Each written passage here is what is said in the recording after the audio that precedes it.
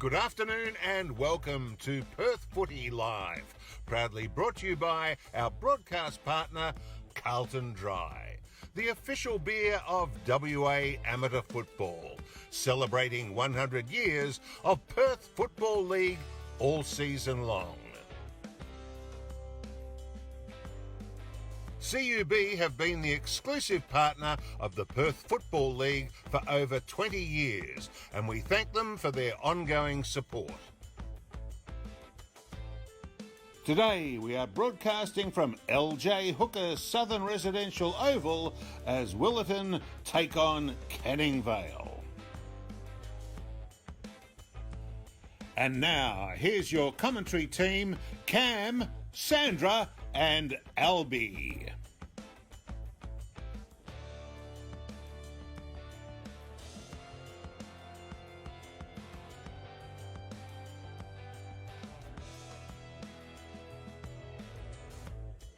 Perth Football League season, and the Perth Footy Live team comes to you from LJ Hooker Southern Residential Oval. That's a bit of a mouthful, but we'll get there as the day goes on.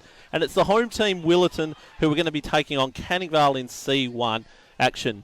We're MIA on a couple of our guest hosts at the moment, so Albie and Scully will be joining us very shortly. But before we get into today's game, we're very special guests. We're very, very fortunate to be joined by Lisa Bolton from Prestige Settlements, and Lisa is the brainchild behind the Willetton Ladies' Day that we've got here today. Lisa, welcome aboard. Thank you very much. Pleasure to have you on the Perth Footy Live, brought to you by Carlton Dry. Can you just tell us a little bit about what the club's got going on here today and how Ladies' Day came to be and your own involvement?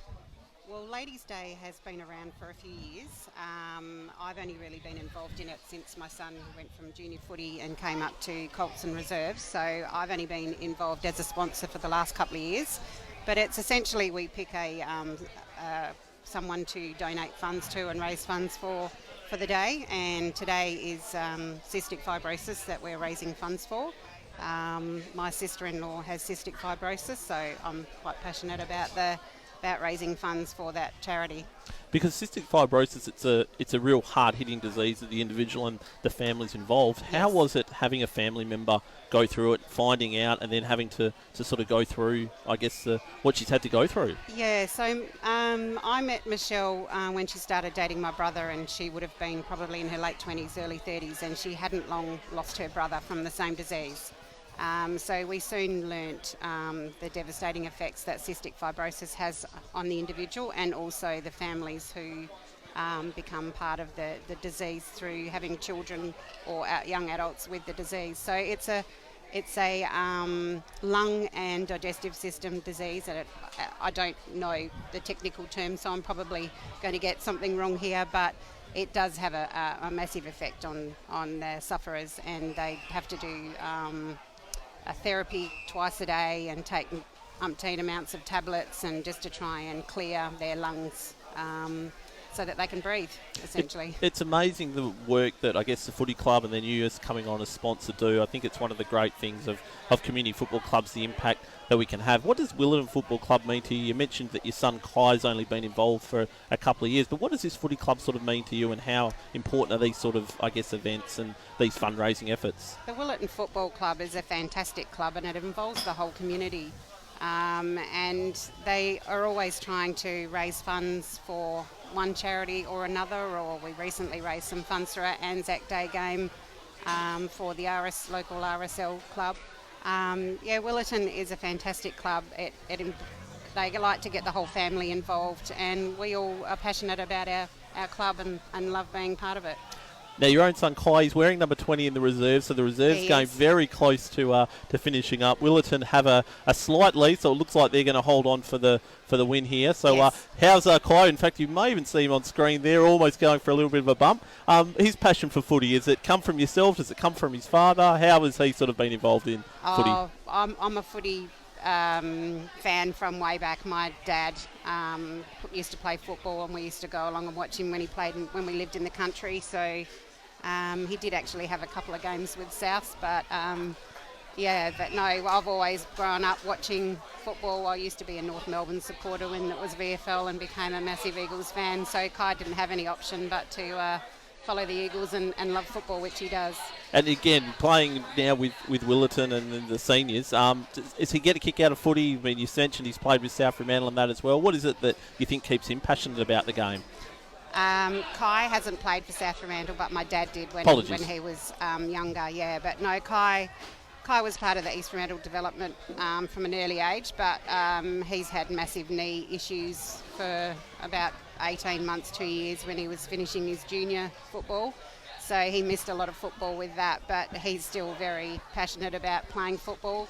I mean, he's probably not the most skillful of player, but his heart's always out there and he gives it a good hot crack. As somebody who was in the exact same vein when they played, it's always nice to see them out there. And he probably should have got a free kick there. He seemed like he got a shove in the back. So, umpire, give young Kai a free kick if you're listening. We've got to give you the chance to have a plug as well of Prestige. Can you tell us a little bit about how you became involved and now the owner of Prestige Settlements? Yeah, I started as a licensee there about 6 years ago, and then the opportunity came up for me to buy the business from the existing owner, which I did, and I've now been running the business from my home office for the last 4 years. And as you know, real estate is booming at the moment, so makes for a very busy week of work. So yeah, no, very, very busy along the same lines as every other settlement agent in Perth at the moment. So the final siren's just gone here at LJ Hooker Southern Residential Oval for the reserves clash. So Willerton have had a win in the earlier game, 6 goals, 7. They've been 9-point winners over Canning Vale 4-10. So we're with Lisa Bolton, who is the proud sponsor of Ladies' Day here at Willerton Football Club. Her son's had a win, so he'll be happy later on. And with the Ladies' Day, is there any sort of, I guess, goal in mind? It's a massive turnout already. How many tickets have you had sold, and is there any sort of goal you've got for cystic fibrosis? Yeah, I think last year we had over 100 people here, and I think this year is expected to be about 150, so that's fantastic. So the club just take the expenses that we've spent to set up the day. Everything else, along with all the raffle, the money raised from the raffles, will go to cystic fibrosis. And I think from memory, last year we raised $3,500. So I would really like to raise $5,000 this year. So fingers crossed we do. Well, good luck with that. Lisa Bolton, thank you very much for joining us today and giving us a little bit of an insight into some of the goings on here at the Willerton Football Club today. We wish you all the best with the Ladies' Day. It's already getting a bit raucous in behind us, so I'm sure it will only get louder as the night goes on. It will get a lot louder, I can guarantee that. But Lisa, as someone who loves community football, to see sponsors like yourselves that do get highly invested, it's a great thing, and well done on what you've done for the football club. Thank you very much. Thank you again, Lisa. Thank you. Wonderful. So that was Lisa Bolton, who is from Prestige Settlements, and she is the proud sponsor of Ladies' Day here today at the Willerton Football Club. Thanks again, Lisa, as she goes off to the Ladies' Day, which is just to our left, just to the right of your camera. I'm going to say there's going to be a fair bit of background noise that's going to come in from the Ladies' Day. Meanwhile, to my right, to your left, welcome in MIA, number 1 has turned up. Scully, welcome to Perth Footy Live for round 9. For round 9. Look, I don't know what happened, Cam, but I ended up in High Wycombe. So, look, I'm putting it down to not growing up in Perth and not being particularly familiar with where suburbs are located in Perth. And I definitely got way off track today. So that's I went to High Wycombe instead of Willerton. Well, you're here now, which is one more that I can say for our good friend Albie, who is the other one who's MIA. But between the two of us, we've done it before, Scully, and I'm sure we could do it again. Knock it out. So I do have to say, though, I am looking at, and you were mentioning the noise may be an issue with the Ladies' Day just behind us, but that noise is actually really enticing to me at the moment. I am kind of feeling like I would rather be over there with the ladies and a few drinks, maybe a Carlton Dry in one hand, a Prosecco in the other. Well, that looks like a lot of fun. I was going to say, well done for going to the Carlton Dry as well, because I'm sure that there's probably a few other drinks that are going to be consumed in there by the ladies today. Look, it is great to have your company on Perth Footy Live. You will most likely be watching on the Perth Footy Live Facebook or the Perth Football League Facebook page. If you are on there, make sure you let us know where you're watching from. We've had 92 comments the last time we were at a C1 grade game, so the gauntlet's been thrown down. If there's any Willerton fans, any Canning Vale fans, or footy fans in general, and any of those ladies in that marquee, put your comment down. Let us know what the atmosphere is like, either if you're at our ground or if you're at another ground, or maybe if you're just watching at home, streaming, wherever you may be. But 92 comments is what we've got to beat. Let us know who your favourite player may be. And don't adjust your TV if you're a normal Willetton fan and you're looking and seeing a team in teal and blue and white and another one in red. Well, that team in red is the Willetton Football Club, and part of what Lisa was speaking about, they've got special jumpers today that they're raising money for cystic fibrosis. So Willetton are in the hot red today, Sandra. Yeah, no, I have. I did see that up on the Willetton Facebook page that they have this specially designed Guernsey that they are they auctioning that off after the game? Is that one of their fundraisers? I believe they are. So even though I don't know if we're authorised or licensed to do this, if you want to bid on one of the Willetton jumpers, put it on the Facebook post how much you want to bid for one of those jumpers out there. You might be, I don't know, let's say you're a Tim Cable fan, number 5, you might want to bid for his. Brandon Ellis, number 6, you might want to bid for his jumper. Or even 26, Richard Wallace. If you want to bid for one of those jumpers, get on there and just put a post up, and we'll make sure that your bid gets found its way to the appropriate people. Cam, did Lisa explain the imagery or symbolism of the jumper? Did she go through that? No, that was. This is where I'm not the greatest of interviewers. I'm okay on this whole organisation thing, but you're the better one for the interview, because we didn't even touch on that beautiful red jumper, which was definitely an oversight. There is some info here. All right, so the special edition navy and red Ladies' Day Guernsey.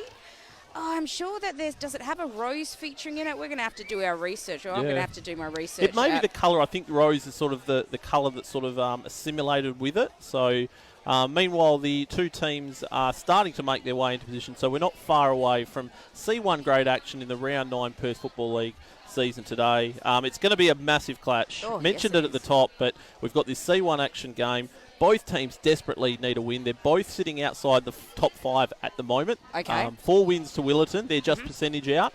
Canning Vale on the 2 wins. But they're two-form teams. So listen to this one, Sandra. Okay. Willetton lost their first 2, but they have now won 4 of their past 5. Good form. Oh, wow. Okay. Canning Vale lost their first 4, but have won 2 of their last 3. So they're two teams that are coming into form today. Yeah.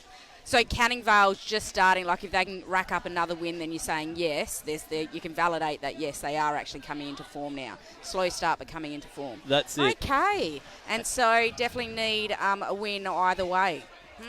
So both teams desperately need the win today. It's a huge game in the context of the season for both these teams. So really looking forward to what promises to be a good game. Willetton, number 6 up forward for them. Brandon Ellis kicked 8 goals last week. Get out.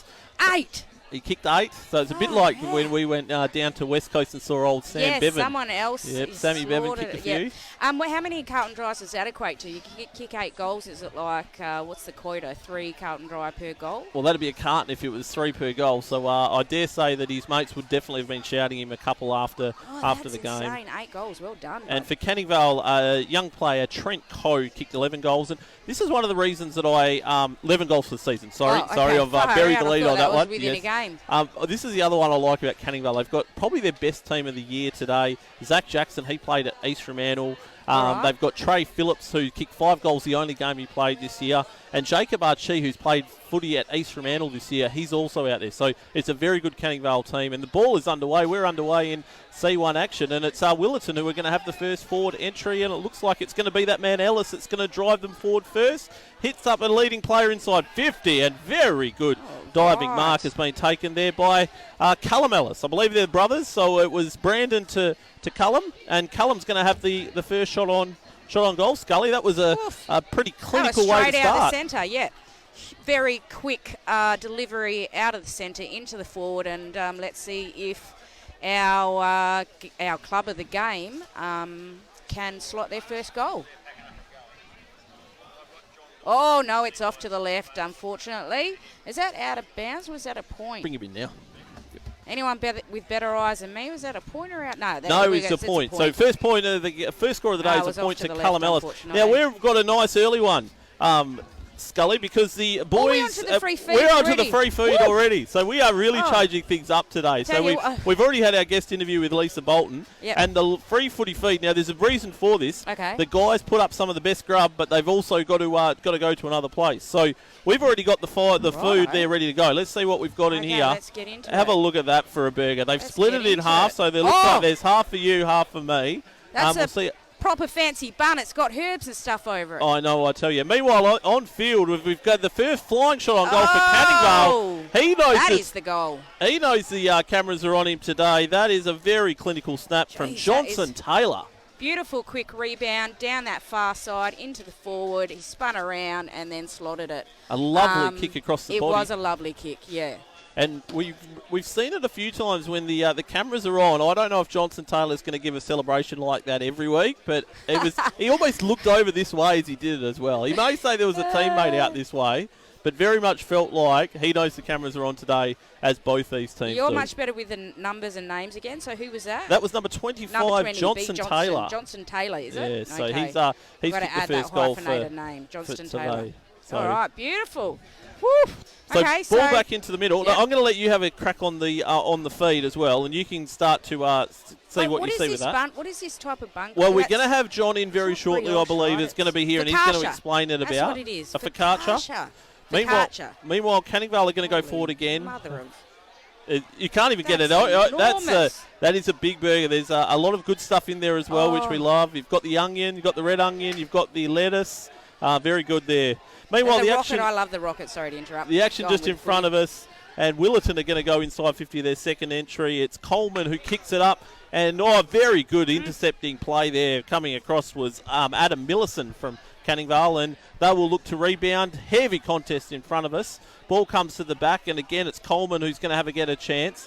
And now we've got it at 24 there was Schleicher, who has been intercepted by Lorimer, and Canningvale will rebound it. And you seem to be struggling there with him being able to keep it in there, Scully. I think we're going to have to take slight points off for the fact that two of us need to get through this, and one napkin at this point in time is all we've been given, and that is not going to get me through the first few bites of this half. So It is juicy. Meanwhile, long kick. Daniel Spry, very good player, former association medalist Spry, who's hit up a man inside 50. They've crossed it back across, somewhat dangerous, and looks like it's going to be turned over. No, in fact, it's Archie who comes flying through, gives a little ball, and it might be Johnson again who's going to go for a chance to kick his second goal inside the game's first 5 minutes. So free-flowing, wheeling and dealing start to the game. Scully, what are you thinking of the free feed that we're being dished up here by the Willerton Football Club? Mate, I'm not thinking, I'm just chewing. I'm just focusing on that delightful, that is a stunning tasting burger. Because I think we've actually got a couple of different types of meats there. I think we might have mushroom, a bit of roasted mushroom in there. Kick on goal by Johnson's gone through. Johnson has 2 goals. Canningvale have 2 strong goals. This is a really good start from Canningvale. Just remind me again. Yes. Canningvale has had how many wins? So they've only had the 2 wins going into today. And Willerton's coming off 4. And Willerton had won 4 of 5. So, yeah, Canningvale sit 8th on the ladder. Willerton was 6th going in. 2 teams that, as we say, desperately needed a win. And so far have been a really entertaining game, end to end. And Johnson up forward for Canningvale's been the main destroyer. He's got 2 goals. So, we've already had a few comments on the Facebook page as well, which we always love to make call of. So Stavros, let's have a look here. Where's that? Stavros said Lisa Bolton looking hot.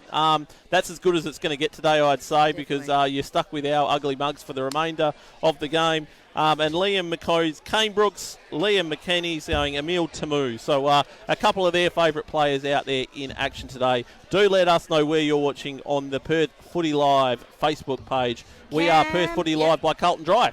And Cam, I've got to say, I think this free feed for me is going to rocket Willerton to the top of that ladder. I love the way you fit rocket in. Was that a pun? It wasn't a deliberate one, but I'll take it. Yeah, lovely bit of play of words. I must say as well that rocket is my favourite lettuce.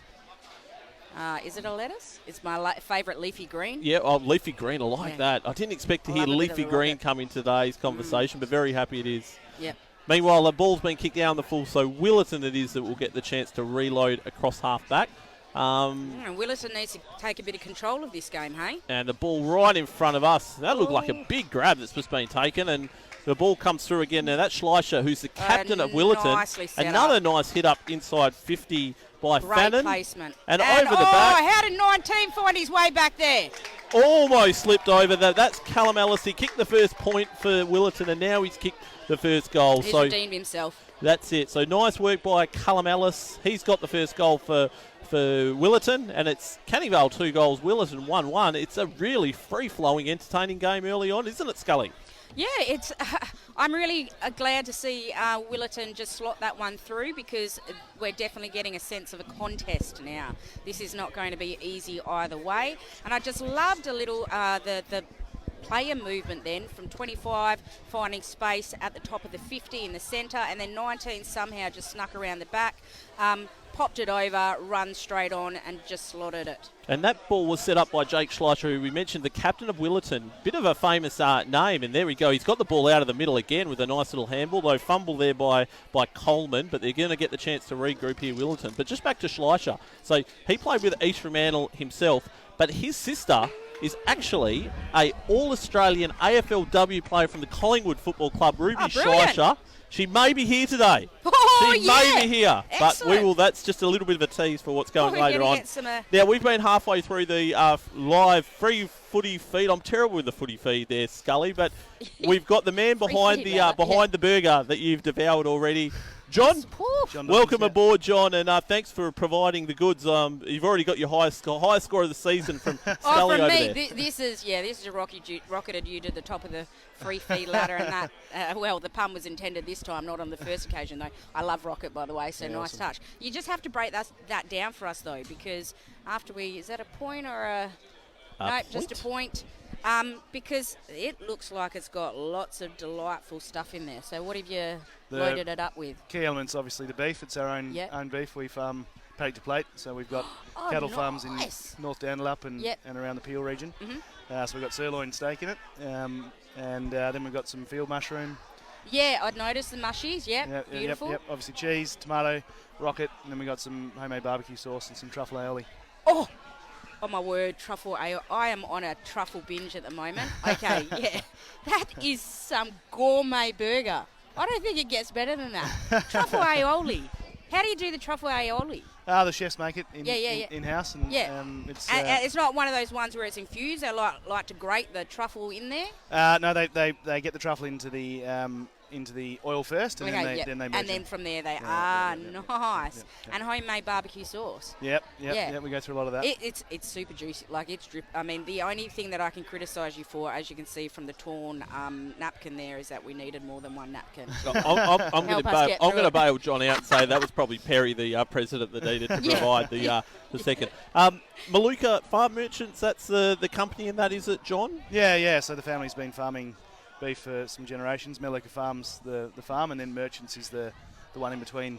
So we've got the farm and the pubs, and in between is Merchants, where we do all the prep for the beef and sell to our own pubs, and then we also retail to customers. And inside 50, we've just seen another big mark being taken for Canning Vale. They've taken a couple inside 50. Johnson took a really good one, and then on this occasion it's Kennelly who's going to line up for their third goal. Can you just tell us, John, how you came to be involved with the Willerton Football Club?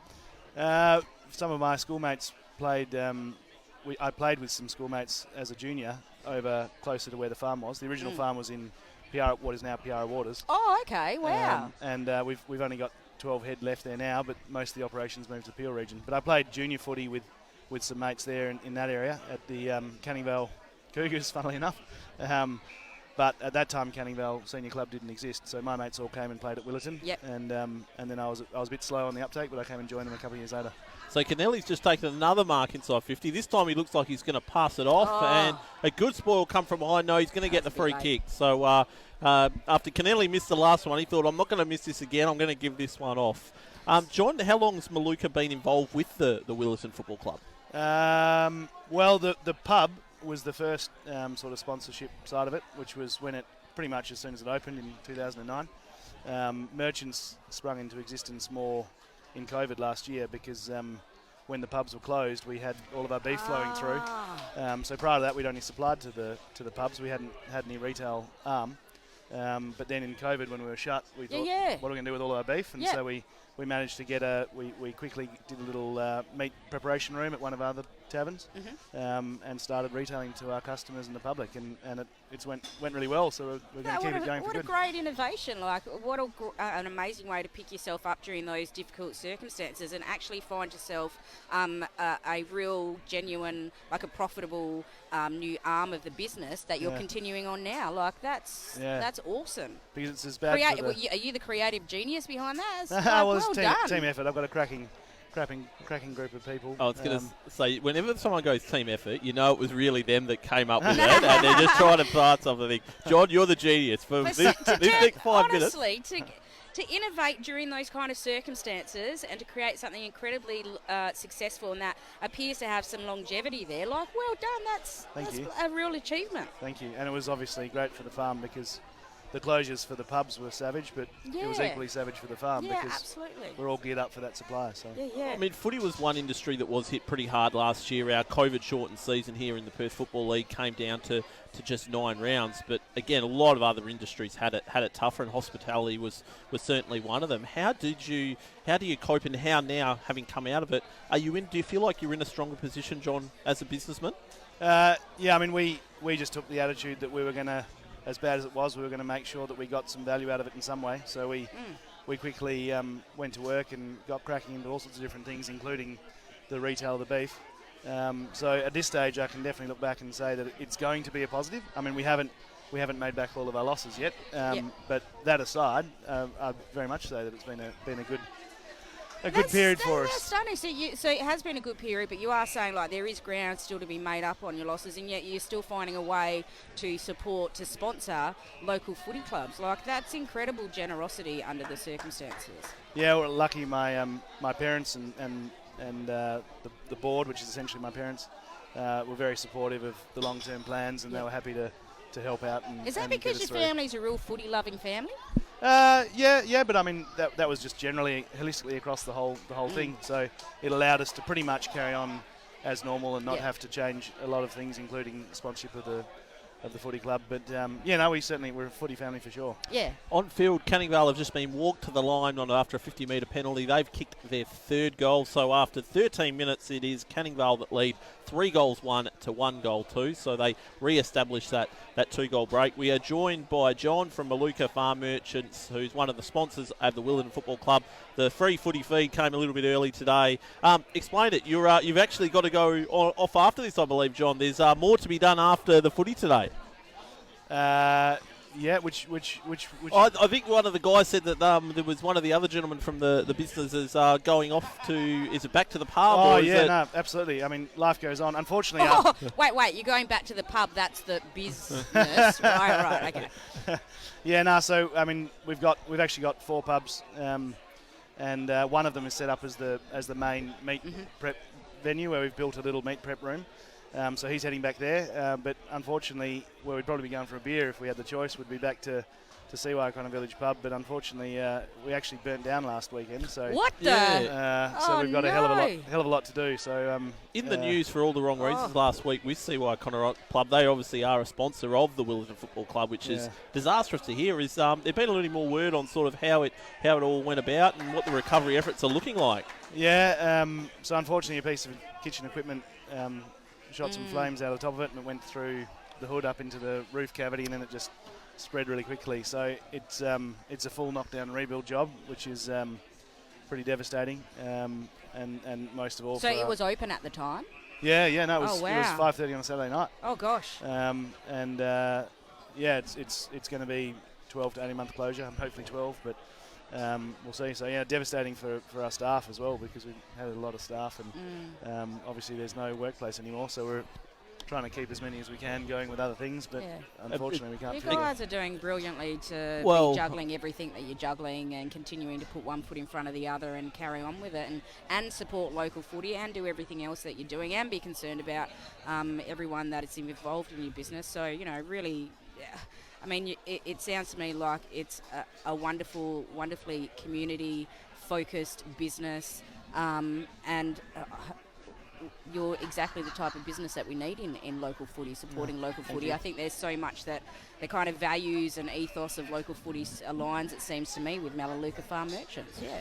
Well, thank you very much for joining us, John. Thanks for being part of the Free Footy Feed. You've got the highest score of the season from Scully, and I always reserve to her judgment when we're on together. And also, this sirloin steak is really tender. Okay, great. So you know how sometimes you get your steak sanger, you bite in, it's a bit you can bite through that easily. Yeah, awesome. comes straight away. Beautiful. Pretty proud of our genetics. We've got some Japanese genetics in there, and it's oh wow, okay. Yeah, it's really good. We love our product. You don't always get the feedback right there, Roy, as you're getting it and get it published out to the amount of people that are watching on Perth Footy Live. But John, thank you very much for joining us. A pleasure to have had you on. And thanks for dishing up that wonderful food. Absolutely. And good luck with the recovery to CY O'Connor. I think everybody around Perth would love to see you guys back on your feet as soon as possible. Thank you very much. Appreciate it. Cheers. Thank you. Cheers, mate. Bye. Cheers. So that was John from Melaleuca Farm Merchants. It's also the CY O'Connor Pub. CY O'Connor Pub are one of the sponsors of the Willetton Football Club.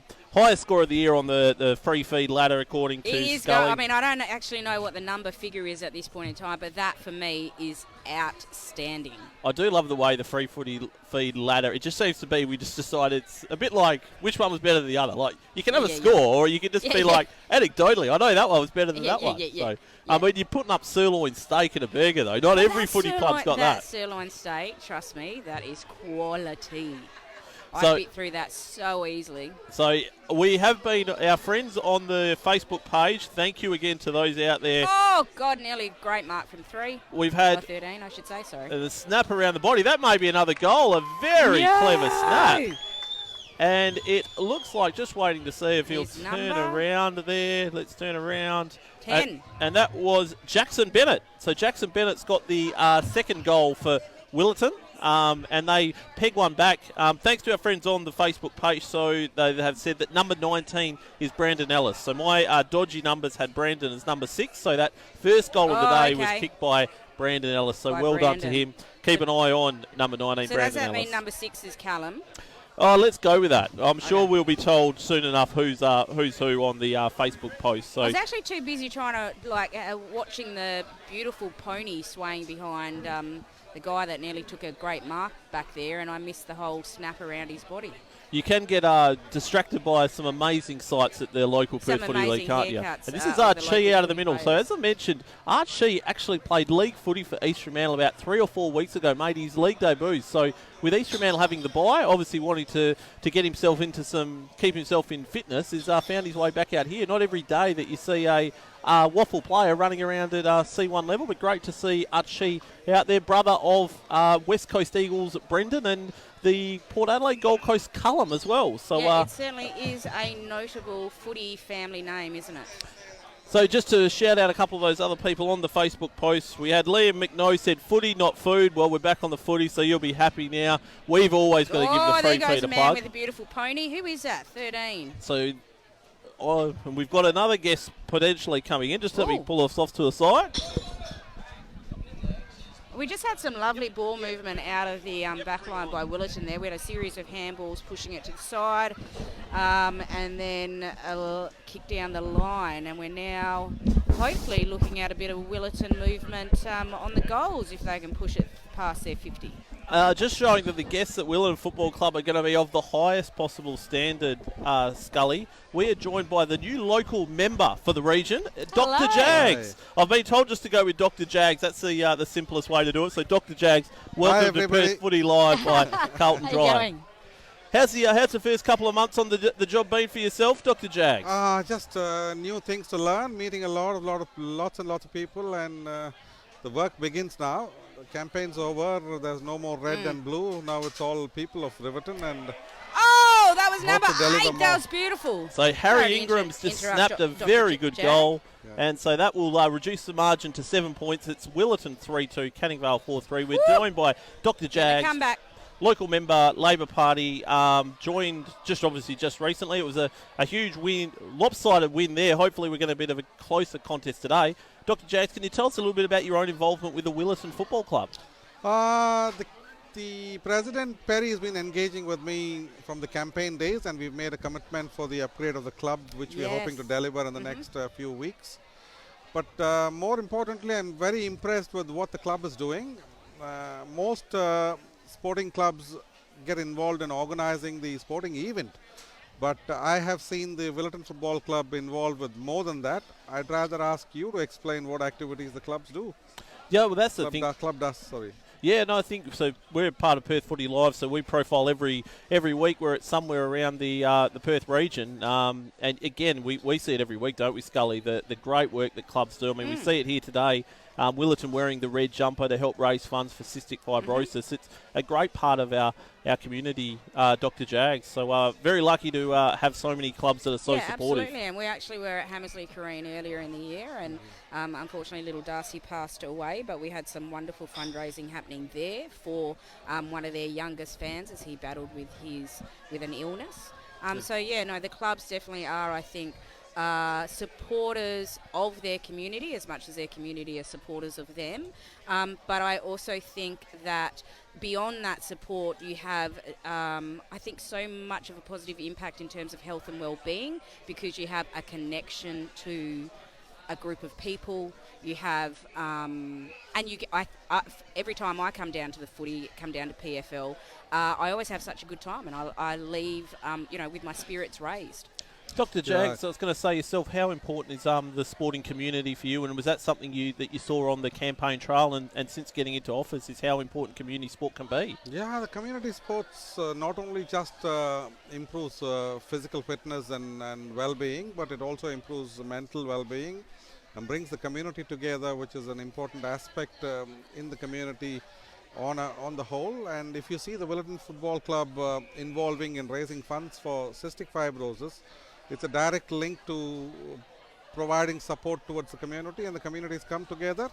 And I can't remember her name, and I'm really thankful to the local business owner who sponsored the event today. And Alisa from Prestige Settlements. Prestige Settlements, and she's sponsored the event, and one of her family member, her sister, having cystic fibrosis. It's a great thing for the community to create awareness, health awareness, and being involved in helping each other. And this is the platform to exchange our happiness, our sadness, and everything, where you get a chance to have a beer and share your feelings. Yeah. And it's this is where communities come together. Isn't it? Yeah, yes. Absolutely. You mentioned that the club looking to get some funding at the moment. I mean, this facility that we're sitting in right now, I mean, it wasn't here probably 3 or 4 years ago. How crucial can funding be, and how hard does a gentleman like Perry as president work to sort of secure funding? How hard does that, Dr. Jags? It's not easy, because everybody is trying to get funds for sporting communities, and there's plenty of sporting communities there. And someone like Perry, I've seen really works hard and pushes his fullest extent in trying to lobby and meet and put his case forward. And we were able to commit to improving the club rooms, which is opposite there. And in the future, we are working on making this facility much bigger and better for the people of Riverton to use it and come together. Are you seeing a lot in terms of the facilities as well with female football? There's a lot of clubs I know that are big on improving their female football but need the improved facilities. Is that something, Dr. Jags, you've seen a bit with clubs wanting to improve female facilities? Yeah, I could say very proudly that the Willetton Football Club is very supportive of the female football, and you can see the crowd there on the left side, fully packed with females enjoying the day here on the Cystic Fibrosis Day. And I see that this club, the Willetton Football Club, takes more initiative than just a sport, where can you tell me a bit more about the youth employment program the club does, which I'm quite impressed with?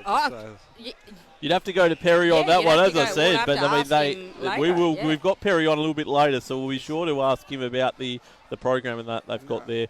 We are very much in the shadows of quarter time. So, Dr. Jags, we will say thank you very much. In fact, there is the quarter time siren. Thanks for having me here. No problem at all. Enjoy your day. Best of luck over the next 4 years, and thanks for your commitment to the local Perth Footy League and the Willetton Football Club. Have a great afternoon. Thank you. Cheers. So that was Dr. Jags, the new Labor member for the local area. Well done. Thank you to you. And at quarter time on Perth Footy Live, Carl Dry. I know that's where we need to go back to. So we have it 3-4 to 4-2. It is a narrow lead to Canning Vale.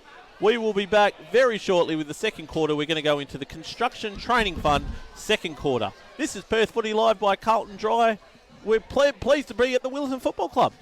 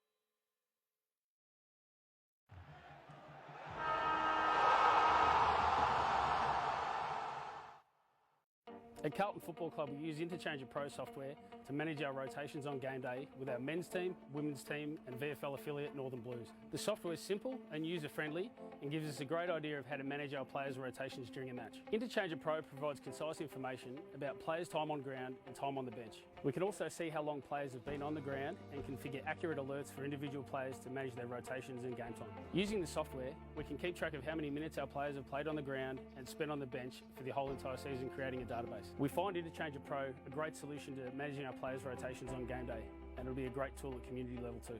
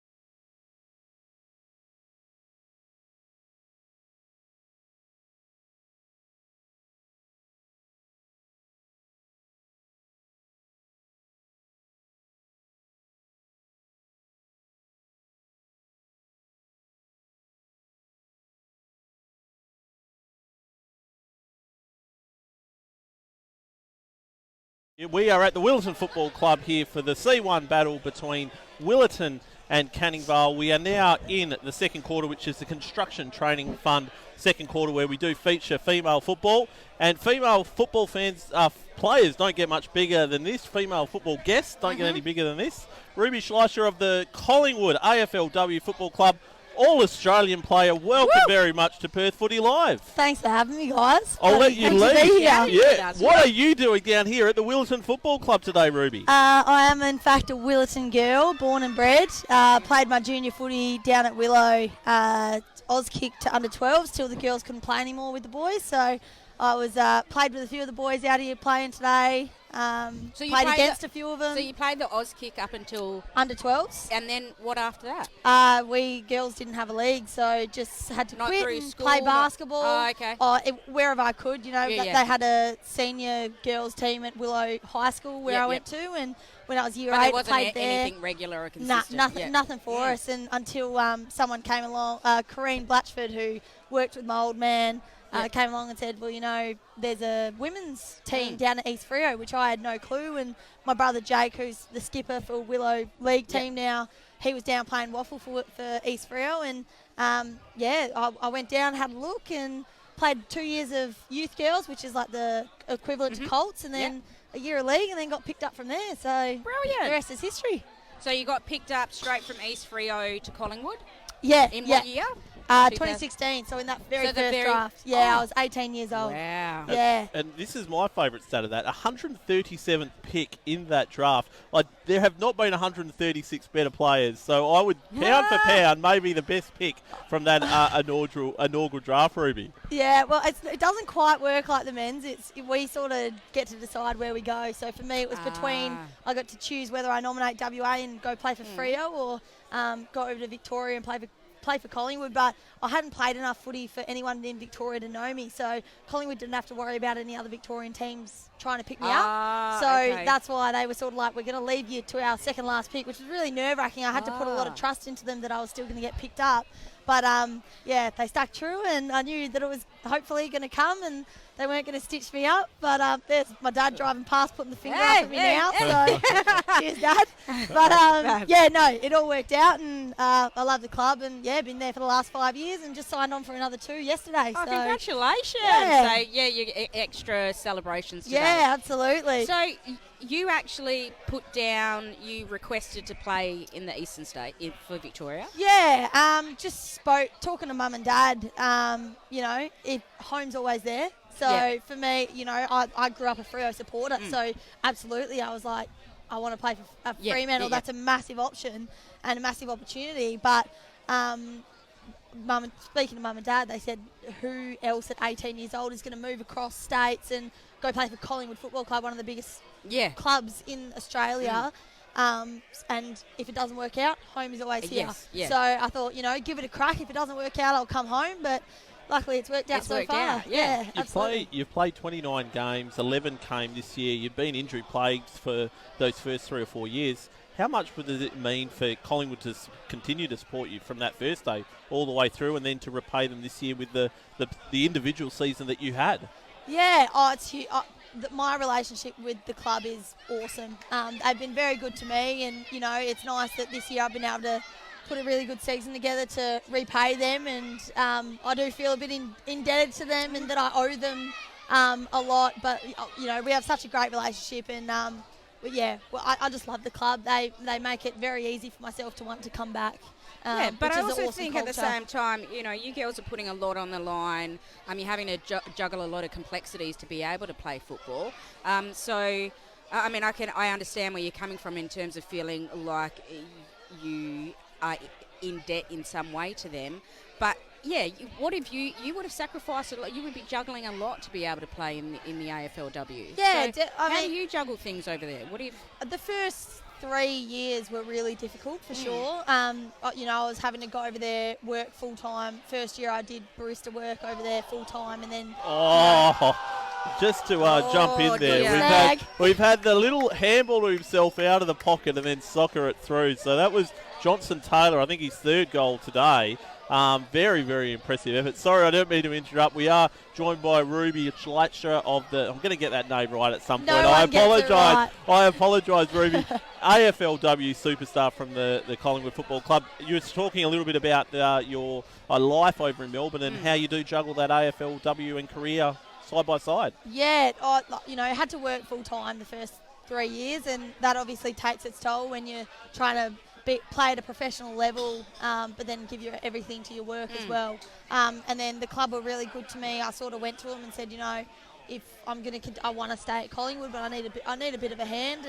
And they set me up with a job at the club a couple days a week, and sort of took the load off, which was awesome, which allowed me to focus a bit on my footy and Yep. you know, get to where I am now. So yeah, I really that's the relationship we have. They look out for me, and that makes me to continue to give my but everything to them. Yeah, and I also think that it's really wonderful that you are getting an insight into the administrative side of football clubs as well. Like, I think that if we are going to have more female coaches, if we're going to have more female presidents of football, like, you need to start at that ground level and be given an opportunity to understand and experience all the different aspects of running a football club, especially at that level. So Absolutely. yeah, I can imagine that you're getting a lot of great stuff from Yeah, that I role. guess you sort of go in a bit naive, like it's all just footy, and you know, the team that goes out is the team that wins it on the day, but it's so much more than that. And I think sort of working behind the scenes,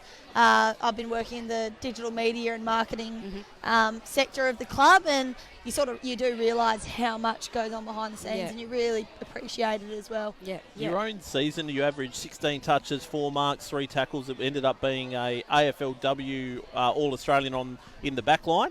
Did it feel like your best season, and how did the season all come together for yourself, Ruby? 100%. Definitely the most confident I've been in, my own game this season, and it was nice to also get just a clear run at it without injuries. As you said, I've been pretty injury plagued the first few years, and last year I think I was coming into my own a bit and had matured and had figured out how to play at AFL level. So it was just injuries stopped that. So I only got the one game in last year, which was frustrating. But it was really good. And I mean, over COVID, obviously VFL didn't get any games in, so a lot of the Victorian girls didn't get a league to play over that winter, where I moved home for the first time in 4 years over COVID. I was going to ask if you stayed the whole time in Victoria, God, if you were no. coming back and forth. Absolutely not. Yeah, no, I moved home just before the borders shut. Okay. So got in about, I think it was 3 hours before borders shut, Yep. which was nice, and spent 6 months at home and got a footy season in for East Freo, which was really good for me, and the club backed me in completely because I'd only played one game that year and been plagued with injury. So played with East Freo, made it to the prelim, and got a bit of confidence back and confidence in myself, and just worked really hard to get as fit as I could be, and knew I was just sort of hitting my straps coming into pre-season, and just made sure the club put the trust in me for me to go home and really work on myself. So I didn't want to let them down coming back. I wanted to make sure I was in the best nick I could be. And I think that showed this year, and as I said, they put trust in me, so sort of didn't want to let them down in that way. Speaking of our preliminary finals, the Collingwood girls obviously made it to a preliminary final, just about there, not quite, beaten by Brisbane, and then to see Brisbane go on the next week and win the grand final. How heartbreaking was the loss, and how much is that, I guess, galvanising the team for next year? Yeah, it was definitely tough. I mean, we, you can't really put any excuses or anything on it. It's such a high pressure. It's a different kettle of fish, finals footy, and we haven't had much of a taste of it at Collingwood. We got it the year before. We got to play one finals game before the league got shut down, and that's because finals got moved forward. But actually, as a team, that was our first finals campaign. So that this was was our Fremantle should have won. Yeah, that's it. Yeah, that's it. I think they're pretty salty about that one, actually. But yeah, no, I mean, like, this was our first taste of really finals footy where it's high pressure consistently. And the week before we'd come back from 3 goals down to knock North Melbourne off, which they say you play your grand final before you get knocked out of finals, and I reckon that one was pretty close. But yeah, we just left our run too late against Brizzy, and which was devastating. But I mean, to get 4 points within the Premiers as a young side and an inexperienced final side, you think you're in pretty good stead. And we signed on, I think almost all of our girls, apart from the few girls that got delisted. All the other girls signed on, which is a really good sign for the club. You need that consistency, don't you? 100%. And the young girls moving forward, it's just we're held in good stead, which is really I think you play your best footy when you finally gel together. So if you've got a team that's gelling, then you want to keep everyone. You want to keep everyone on board. But there's obviously what I want to all the local footy clubs we go to where they have the women's teams. They talk about how it's it's all one club. It's not like the men's are separate to the women. There's a lot going on, obviously, with the men's Collingwood team at the moment. Do the women's get affected by what's happening with the men's or vice versa? Or No, do you kind of feel that there's a little bit of separation or independence there? No, we trust the club and what the club are doing. Yeah, especially through COVID, we were actually we've had more to do with the men's in previous years in the way of joint training sessions and that sort of thing, and be able to learn off each other. But over COVID, at the AFL, we're very conscious in keeping the two leagues separate, because of course. if something happens with one, you don't want it crossing over to the other And and shutting cancelling both. two. Exactly. So, yeah, we were kept pretty separate this year, but, you know, we back the club in that they're making the right decisions and that they're putting the right people in front, and that's all we can do. That it's not our job to worry about that stuff. Our job's to get out on the field and try to win a premiership, and you know, that's exactly what we're I going to think do. you're speaking beautifully about the club. So if you're talking about any kind of repaying of that debt, you're definitely showing the club at the moment that you have incredible loyalty and respect for the club. You're doing them a wonderful service in the way that you speak about them. Thank you. And Yeah, I hope so. You've signed that 2-year contract extension. Was there ever any thought of returning home, coming back to Perth, or are you sort of settled? Do you see yourself sort of playing a full career in Victoria and with the Collingwood Football Club? I mean, I hope so. I would love to be a one-club player. It's not that I love Melbourne. I don't love Melbourne. I don't love the Melbourne lifestyle. I love Perth, and I love the coast, and I love my family. I've got my boyfriend here, so, you know, that makes it tricky. But I love the club that much that it makes it really hard to leave. So all I can do is take it, you know, a couple of years at a time. And if they continue to make, you know, I enjoy my footy and the group of girls that we have there so much. You know, I would really struggle to look that group of girls in the face and say, "Girls, I'm moving home." You know, I would never move anywhere else. It if I becomes was a family, it would doesn't be it? 100%. Yeah. And they've been my family for the last 5 years. So I would find that's the one bit I think of that I go, you know, oh yeah, absolutely, I'd love to move home. But at the same time, I'm only 23, and I'm only just hitting my straps. So I think I've still got a lot to prove and a lot to do over there. And you know, you've still got a lot of years on Erin Phillips, right? yeah, Like, she's still that's playing, it. like- I mean, I've still got a long way to go till I'm anywhere near her calibre, but But you've still got a few years up your sleeve as well. Now, you said you're a Wilson girl through and through, so now we're going to give you the chance to throw a couple of guys under the bus. Is there anyone out there that you always maintain you are a way better footy player than? Is it your brother, or is there another one out there you go, oh, it's a better footy player than him? I'm going to throw Josh Hegarty under the bus. He's my age. We were best mates all through primary school and high school. And we dated. He was my boyfriend for a day in year 4, and then we decided we were Did he check a box? Yes, no? Yeah, no, he was just cute back in the day. There was nothing else to him. But we decided it was too weird. We were best friends, so we couldn't be boyfriend and girlfriend.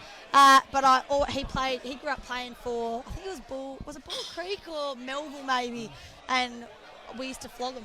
For sure. It was pretty even, but I like to think that I used to flog him. And then I'll also throw my brother under the bus for being the worst looking out there on the park today. So I'll do that one as well. I was going to say the looks went to one side of the house, and the looks were the other way. Yeah, well, for that. Jake really missed out on Well, that. no, I think the footy school also went to the one side. No, I was going to say Jake, very good player in his own right. Played he footy is. with East Fremantle and Perth. So Yeah, but how he close didn't are you? get AFL level. No, really, that's yeah. it. No, Jake, myself and Jake are very close. A lot of, you know, my passion and drive for footy comes from watching Jake as a youngster, you know, and that's where I got approached and where Dad got approached for me to come back over to footy is, you know, when he was he's got playing. a high tackle there. We're going to see him. Milking it. yeah. Oh, Joel Selwood milking it. Myself and Dad used to go and watch all of his East Fremantle games whenever he was playing Resies or League, whatever he was doing. And we were kicking at half time. Myself and Dad would always bring our own footy, and someone came up to us. Came up and said, "Oh, you know how to kick a footy. There's women, and let us know." Gave us the heads up, and that's when Dad spoke to his work friend and who was playing for the Resies at the time in the women's. So that's how it all happened. Oh, but wow. like I get all of my footy knowledge from Jake and picking his brain and picking Dad's brain. Yes. You know, Dad was it's Jake's so junior handy, footy isn't it? coach from Oz Kicked Under 18. So, you know, I've always been around it, and I'm very fortunate that they're pretty they're pretty switched on when it comes to footy IQ. I've always loved footy, but I haven't been around it, and that's why I have team managed the West Perth Women's Reserves the last 3 years, so I could pick the brain of people that are the experts, that have all of that knowledge, that you have to be a part of that inner sanctum to access. But I was also going to ask, with your brother, is that why you're a defensive player? Because is he 24, running through the middle? There. No, he's a mid. He's always been a midfielder. Is he? Okay. I just don't have the tank to be a midfielder yet. Okay. I'm only just getting up. Nah, I love the back line. I as a junior, juniors you play a bit of everywhere, so I was definitely a bit of mid, bit of forward, bit of back, but love half-back. Were you playing at half-back at East Freo before you went into... I actually played as a ruck, as an undersized ruck. Wow. I'm only 5'9", but so your halfback, always had a bit of a leap on me. But your half-back role has been developed at Collingwood. Yeah, so I played as a ruck, undersized ruck for East Freo that first year of league. Got drafted as a utility, and they used me as a backup ruck for Emma King that first year. Who was the All-Australian ruck that year. So I think I was playing something like 30% game time. Oh, wow. But, I wasn't expecting much as an 18-year-old going up. I wasn't really expecting to get any game time. And then, went into the defensive role after that year. I was pretty happy to get out of the ruck and, jumping up against bloody 6'2", 6'3" girls. And sort of haven't looked back from them. Been a defender, lockdown defender, and have finally, over the last year worked on my tank enough that I could, really give myself the best opportunity to give a bit of a drive off that half back. Yes. And, legs and link has been a bit of a staple of my game now, and I think it's something that, got me that recognition of All-Australian. I love the half back. You can do anything brilliant. from there. Yep. The drinks on there, so we do need to let you get back to the Willow ladies. president set me up with a champagne. We do need to let you get back to the ladies. Before we do, though, I've got to ask: did you sign the new 2-year contract with the head, or was it had to be done with the left hand? Yeah, no, it was all virtual because Victoria's been in lockdown the last 2 weeks. So on the phone had. Virtual was all good because if I had to do it with my left, I was in trouble. So. And the injury, hopefully you'll be back in time for 2022? Yeah, all good. It was an injury that I did back in round 3 of this year. So it was nothing that stopped me, just a couple cortisone injections. Got me up and going and, sort of but masked now the you've pain. got downtime, you're addressing it Yeah, properly. had surgery last Monday to fix it all up and, about a 3-month recovery period, which takes us right to pre-season. So I'll basically just be running the legs off me until then, make sure I'm fit and firing to go and, pump for next season. Your brother. Yeah, that's it. Well, Ruby Schleicher, thank you very much for being at the so Willerton much. Football Club here today. Enjoy Ladies' Day and best of luck for the 2022 season. Maybe Collingwood AFLW can go 1 or 2 steps further next year. Let's But hope thank so. you very much for joining us on Perth Footy Live. Thanks so for having much, me, Ruby. guys. Wonderful. Just Cheers. not 1 or 2 steps further than the Freo, that's all. Okay. Thanks, Ruby. There we go. We So had a she did the beautiful- right thing as well. She'd had the drink hidden down the bottom, and then the president just had to come and throw it down the river Look, at the it's end. Ladies' Day. They're So- allowed to break whatever rules they want. Well, there you go. I think that is the first AFL All-Australian or AFLW On All-Australian. Perth Footy Live.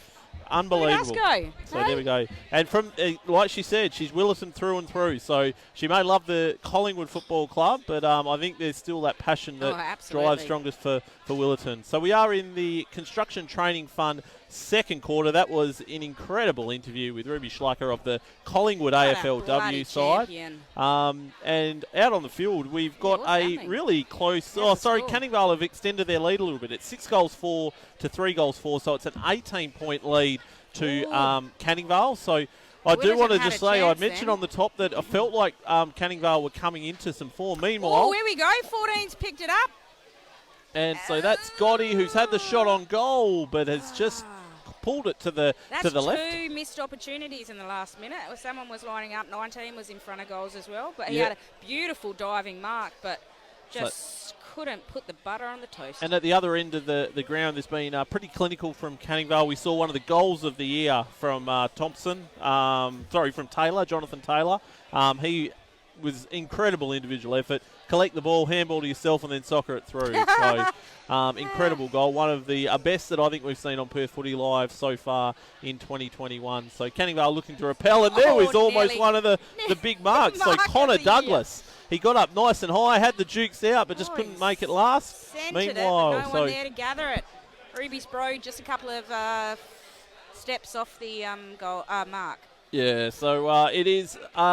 We've now travelled some 17 minutes of the second quarter. We are in the second quarter of the Construction Training Fund second quarter for the Perth Footy Live, brought to you by Carlton Dry. And Stavros. So Stavros is our man who's really giving on the line today. He's the clubhouse leader at half time. Ruby, she's no looker. Lucky she can play. Stavros, I was very, very close to Ruby. I can say she's definitely a looker. I can't verify on her brother. And meanwhile, Jake is going in for a tackle here, and he may even create a goal here. Jake, is he going to get a chance to throw it on the body? On, brings it round. No. Across the face, he may call it a pass, could he? No. The ball bounces out in front of Gotti there, who missed the last one on goal. I'm not sure you picked up on the irony of that comment, but anyway. Yeah. Maybe next time. We'll go through to the keeper. So, ball deep in Williston's forward line. They've had a good 3 or 4 minutes here. They would love to get a goal in the shadows of half-time and just give themselves, get them back in the contest, because it has been Canning Vale for a lot of it. We've had a free kick pulled out here, but it is going to go the way of Canning Vale, and they will be able to take it outside defensive 50. If they can get this past Willetton's 50, Willetton will be pretty irritated with themselves, because they've had a couple of chances and they need to make the most of it, and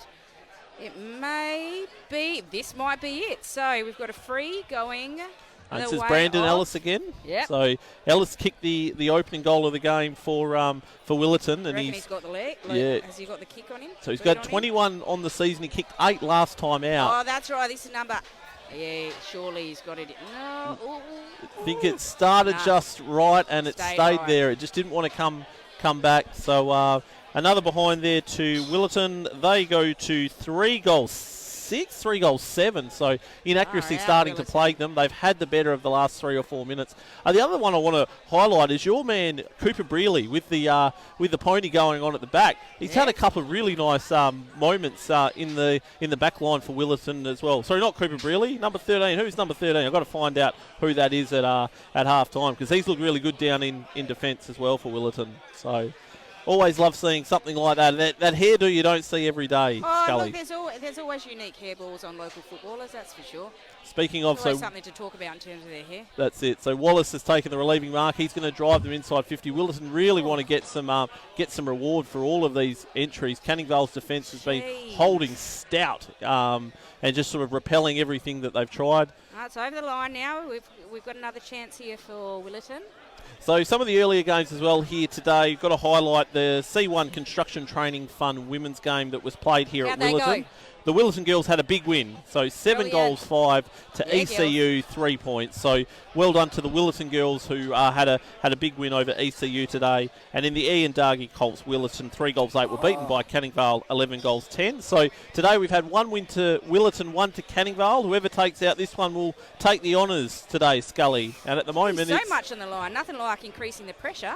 So that is Trey Phillips from Canning Vale, who drives the ball up towards Coe. He couldn't take the mark, and now Willetton will get the chance again. Trying to break through the tackle there was Kyle. Gives it back, and a bad turnover. This is a chance for Archie. Good pickup, clean pickup by Archie. Gives off the handball, and this isn't a chance for Canning Vale. Very much on the counter against the grain, against the run of the play. Well. And that's Josh Kennelly, who's looked That's really... That's going to be frustrating for number 5. Yeah, Josh Kennelly's looked dangerous inside forward 50 for Canning Vale. His kicking has been left a little bit to be desired, but he's going to have a chance here from a tight angle deep in the right forward pocket in the shadows of half time. We've only got about 3 minutes left in the first half as Kennelly comes in. Deliberate kicking style, stabbed it a little bit. He looks pretty happy. Is the goal umpire going to salute? He is. So Kennelly gets one, and that's very much against the grain because Willetton had all the run of the play, and just out of nowhere, Canning Vale go to the other end. They and turned it over incredibly quickly and they effectively scored. They're 7. So 7 goals 3 to 3 goals 7. We've got the old flip the score, and you'd have a different result, Scully. Yeah, look, Willerton, I mean, geez, if it was just accurate up their end, it'd be a totally different game. And it's so frustrating in the final few minutes as well. This is kind of when you don't want to be extending your opposition's lead. Final minutes, Canning Vale has just done that so easily. So we are in the Construction Training Fund second quarter here for Perth Footy Live, brought to you by Carlton Dry. Just going to pull up the Perth Football League round results to see if we can get any other women's scores out there. Have we had a heavy hit? It looks like it may have been a bit of friendly fire as well, is it? No, he was hit by someone else and his mate ran into him at the back there. So just to go through a few of the scores that we've seen in the women's footy today. So University 2-7. This is the A women's grade. University 2-7 defeated North Beach 2 goals. Okay. Warnbro 6-6 over Rossmoyne 4-1. And Curtin Uni Wesley 9-8 over Piara Waters 2-1. So well done to the Curtin Uni, Warnbro and University girls for their wins today. In the B women's, it was Kenwick Angels 9-14 defeating Coburn Lakes 1-1. Cottesloe 12-8 defeating Bayswater 2-2. In the C1 we had Swanath 11-10 defeating Kwinana 2-1. Wembley 7-14 defeat Collegians 2-1. High Wycombe 5-1 beating Swan Valley 3-5. In the C3 I was women's, out in High Wycombe by accident today, yeah. Exactly. So maybe you were there just to catch the end of the C1 yeah, no, I was women's there. team. There's no one around. No. Totally stuffed that up. So Hammersley Green C3 women's 8-7 over Balladura 3-1. Ocean Ridge 7-10. Congrats to Hammersley Kareen. Some of my girls playing with them from West Perth. Well, they had a lovely win today there. So Ocean Ridge 7-10 have beaten Ellenbrook no score. Oh, so another no score. No score by Ellenbrook. So maybe that's where I'll be just condoling the sorrows. Yeah, maybe, but that's another northern suburbs. Manning Rippers 1-5 over Kulbinia 5 points, and Yanchep 1-5 over Bull Creek Gleaming 1-1. So 2 games won with just 1-5. I reckon the northern suburbs women clubs have had a bloody brilliant run this round. Unfortunately, we've now got another injury on the field for Willerton. So you'd never like to see this. Oh, just over there. Okay. Yeah. So bit of concern from both teams at the moment. Trainers just getting around, just helping the player from the ground. So fingers crossed the injury may not be as bad as it looks there, and at least they've been able to get him off the ground as well. So yeah, nearing in on half time, and it is Canning Vale that lead Willerton. Yeah, who's number 13 on your list? I just don't have that. Yeah, I haven't got a 13 either, so we'll have to check that with Perry at half time. And that is, in fact, half time. The siren has just gone here at LJ Hooker Southern Residential Oval, home of the Willerton Football Club. And it's the away side, the travelling. They've travelled down South Street, and so far they've produced the goods. It's Canning Vale 7-3, leading Willerton 3-7. That is half time. That has been the Construction Training Fund second quarter.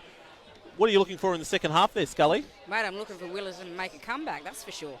They just need to, when they get their chances, they actually need to convert. They need to make the most of it. But they've got to come out hard. Lots on the line for this game. There is. We said at the top of the broadcast it was going to be a must-win, and indeed it's still proving to be just that. It's Canning Vale that lead Willerton by 20 points at half-time on Perth Footy Live, brought to you by Carlton Dry.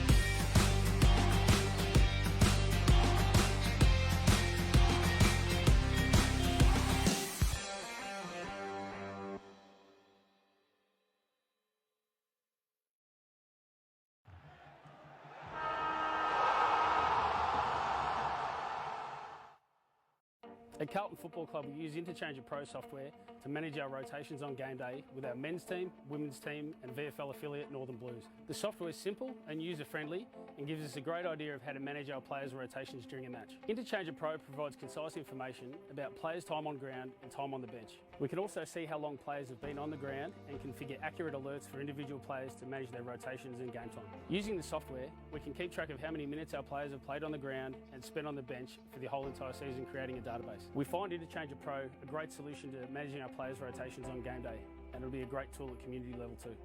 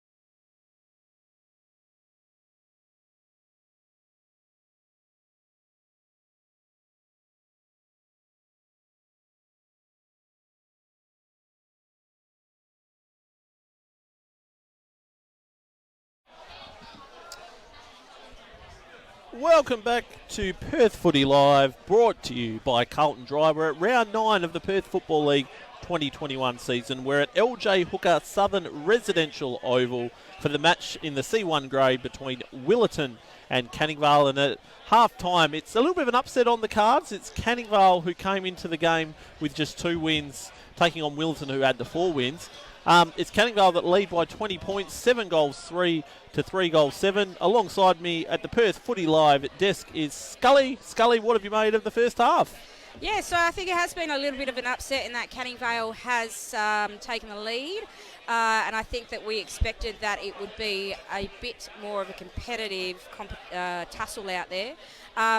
Johnson Taylor? Johnson Taylor. So yeah, Johnson first name, Canning Taylor Vale, second name. I think he's hit at least 3, so he's having a huge impact for Canning Vale. And I guess it's his accuracy, or at least Canning Vale's accuracy, that is making all of the difference, because Willetton had their chances right at the end of that last quarter, and unfortunately popped a few points through, which did not help their case. And then, of course, Canning Vale rebounded and solidified their lead. And if you have joined us late, Willetton Football Club have put on some wonderful guest interviews. We had Dr. Jags, local member, Labor member. We've had Ruby Schleicher from the Collingwood AFLW, the AFLW All-Australian. I think that's raised the bar for... All-Australian defender. Yeah, I was going to say that's raised the bar for future Perth Footy Live episodes and the clubs to see who else you can get down to there. Snag that kind of an interview. And we also had Lisa Bolton from Prestige Settlements, who are sponsoring Ladies' Day. And we enjoyed our lovely free feed ladder meal. That's right, from Maluka Farm Merchants, and also tied up with CYO O'Connor's. So we've had a few great guest interviews so far. Perry, the president, is going to round up a couple of other guests, and he might even come on for a chat. Thank you so much. No, Perry has been absolutely outstanding throughout the day. And quality president here down at Willetton Football Club. And I think what you sort of take away from today is really the spirit of the community around this space. So wonderful to see that. It's the atmosphere is very vibrant, very positive, very respectful atmosphere down here. Like, everyone's having a lot of fun, but it's good, clean fun. All right, so we've got about 20 people who are watching the stream live right now. If you are one of those 20 people, whether you're from Perth, Australia, or across the planet, let us know where you're tuning in from. We've had some good banter on the Facebook page, which is what we like the best. Brody Cholwell, Chan Woo Park is the best player in the league. Wait for him to break the game open. Chan Woo Park is number 3 for Willetton. So let's keep an eye on him to break it open and see if... Asterisk Tim. Yeah, that's it. So if Brody Cholwell going to be on the money, he's got 2 thumbs up. He's got a 3rd thumbs up from me. Matt Stacey, he actually played for the state amateurs. Coach young Matt, so great to see him joining in the chat. Prattley is the best backman in the district. So number 7, James Prattley. Matt Stacey's all over him. You're a pretty good defender yourself, Matt Stacey, so don't sell yourself short. And Rhett Jones, Anton Bickley, he's running around king. Anton Bickley, what number we've got? Anton Bickley. Can't even find him on here. Yeah, no, I'm looking as well. Anyway, don't know, maybe Rhett Jones is watching a different game to us. So if you are watching, do let us know where you're watching from. We haven't had anyone sort of say from... knows who number 13 is as well. Yeah. We might have someone that knows who number 13 is here. We've got the president alongside us, and he might be joining us for a chat. Perry, joining us for the start of the 3rd quarter. Players are making their way into position. We were just saying what a wonderful day we've had at the club, and really the community spirit that exists down here. It's wonderful what you've achieved down here, Perry. Oh, thanks very much for that, Cameron. Mate, we're really trying to focus on being a bit more community-based and supportive of the community and get away from a boozy boys club type of culture. Well, it's really interesting that you said that, because I was saying how vibrant the atmosphere is here, but it's good, clean fun. Yeah, the introduction of the women's team was probably a big part of that, and it was a conscious decision we made that makes a massive difference to the whole club. It really does. It's been great. Yeah, also, so when did that, how long have you had the women's? This is only their 2nd year, actually. Okay. Yeah. We're a good chance to probably go with 2 teams next year as well. It's growing. Excellent. And your own involvement, Perry, can you tell a little bit about how you became involved in the club and then how you've ascended to the position of president?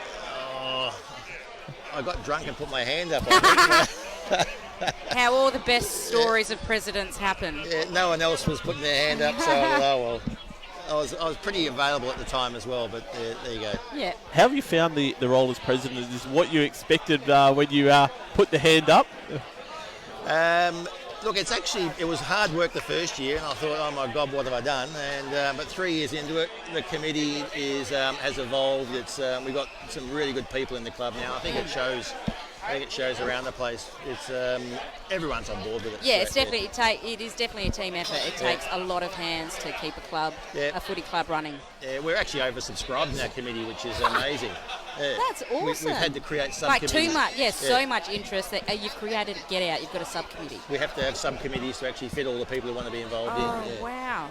Two things that have really stood out to me today. The first one is just the community involvement, the Ladies' Day that you've got, and the efforts that have gone on from Prestige Settlements to have cystic fibrosis as a partner this year. But how did your Ladies' Day evolve, and now to be looking to contribute to other causes, Perry?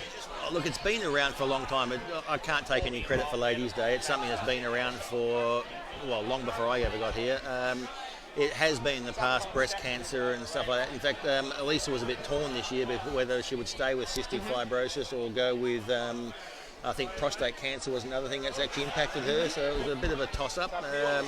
We'll probably do something on that one later in the year. But we just look around the community to see who needs a bit of help. Last home game was a rescheduling of the Anzac Day round. How was this for a long kick on goal from way downtown and just fallen just short. Good defensive mark taken by Canning Vale there. It certainly stood out to me how strong you guys seem to be performing in that community area. And the other one is the amount of sponsors that you have on board. You seem to have some really good corporate backing, Perry. We do. Look, that probably connects back to my corporate activity. It's everyone I meet ends up becoming a sponsor now. I don't really get a choice. So be careful, Scully. Don't tell him if you're working for any business, or we may not get out of here without being the next Willetton club sponsor. I work in the education system. We ain't got no money. We actually get all our sponsors together and working together as well. I mean, a good example is John Dawkins, who spoke to earlier from CY O'Connor's. I mean, Victor Paz, LJ Hooker, he owns a couple of pubs in Busselton, so he's jumped on board and said, we'll help you out, John. What have you got left over? And so they're buying all these beef now that you can't use. Wow. Same with Bob Fowler, who is Westside Oil Wholesale, also owns Boston Brewery. He's put his hand up as well. So they're now taking all the surplus stuff that John can't move because he hasn't got that outlet anymore. So they're buying that is brilliant.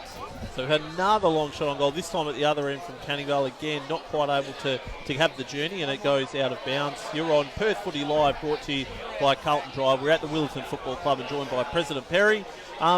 In terms of the game today, it's probably been a bit tougher than you would have thought as well, Perry. The boys have really battled against this pretty strong Canning Vale side. Yeah, I'm surprised actually. This is probably about the strongest team we've been able to put on the park this year as well. I'm a little bit underwhelmed with the way they've gone. I'm kicking on goals for this down a bit, isn't it? It has. There was a passage there in the second quarter where you would have had a good 6 or 7 minutes and went to the other end, and after 3 or 4 points from your guys, they kick a goal. So in terms of today, though, you've had the 6 grades here. How big is it to have 6 grades played between our main ground here and the second oval over the back? It's fantastic, and what's really worked today really well is the thirds have finished well before, and they're actually up here to watch the league game. Yes. If we can get that happening more regularly, that's great. But we've got to fit it around the junior club on the other oval, which is a challenge as well. But and here we go, Willetton with a chance here. Brandon Ellis, no, he couldn't collect it. In fact, it looks like he's given away a free kick. So Canning Vale through Jackson have been able to reload, and they're going to return defence in to attack. So you are watching Perth Footy Live by Carlton Drive. Sorry.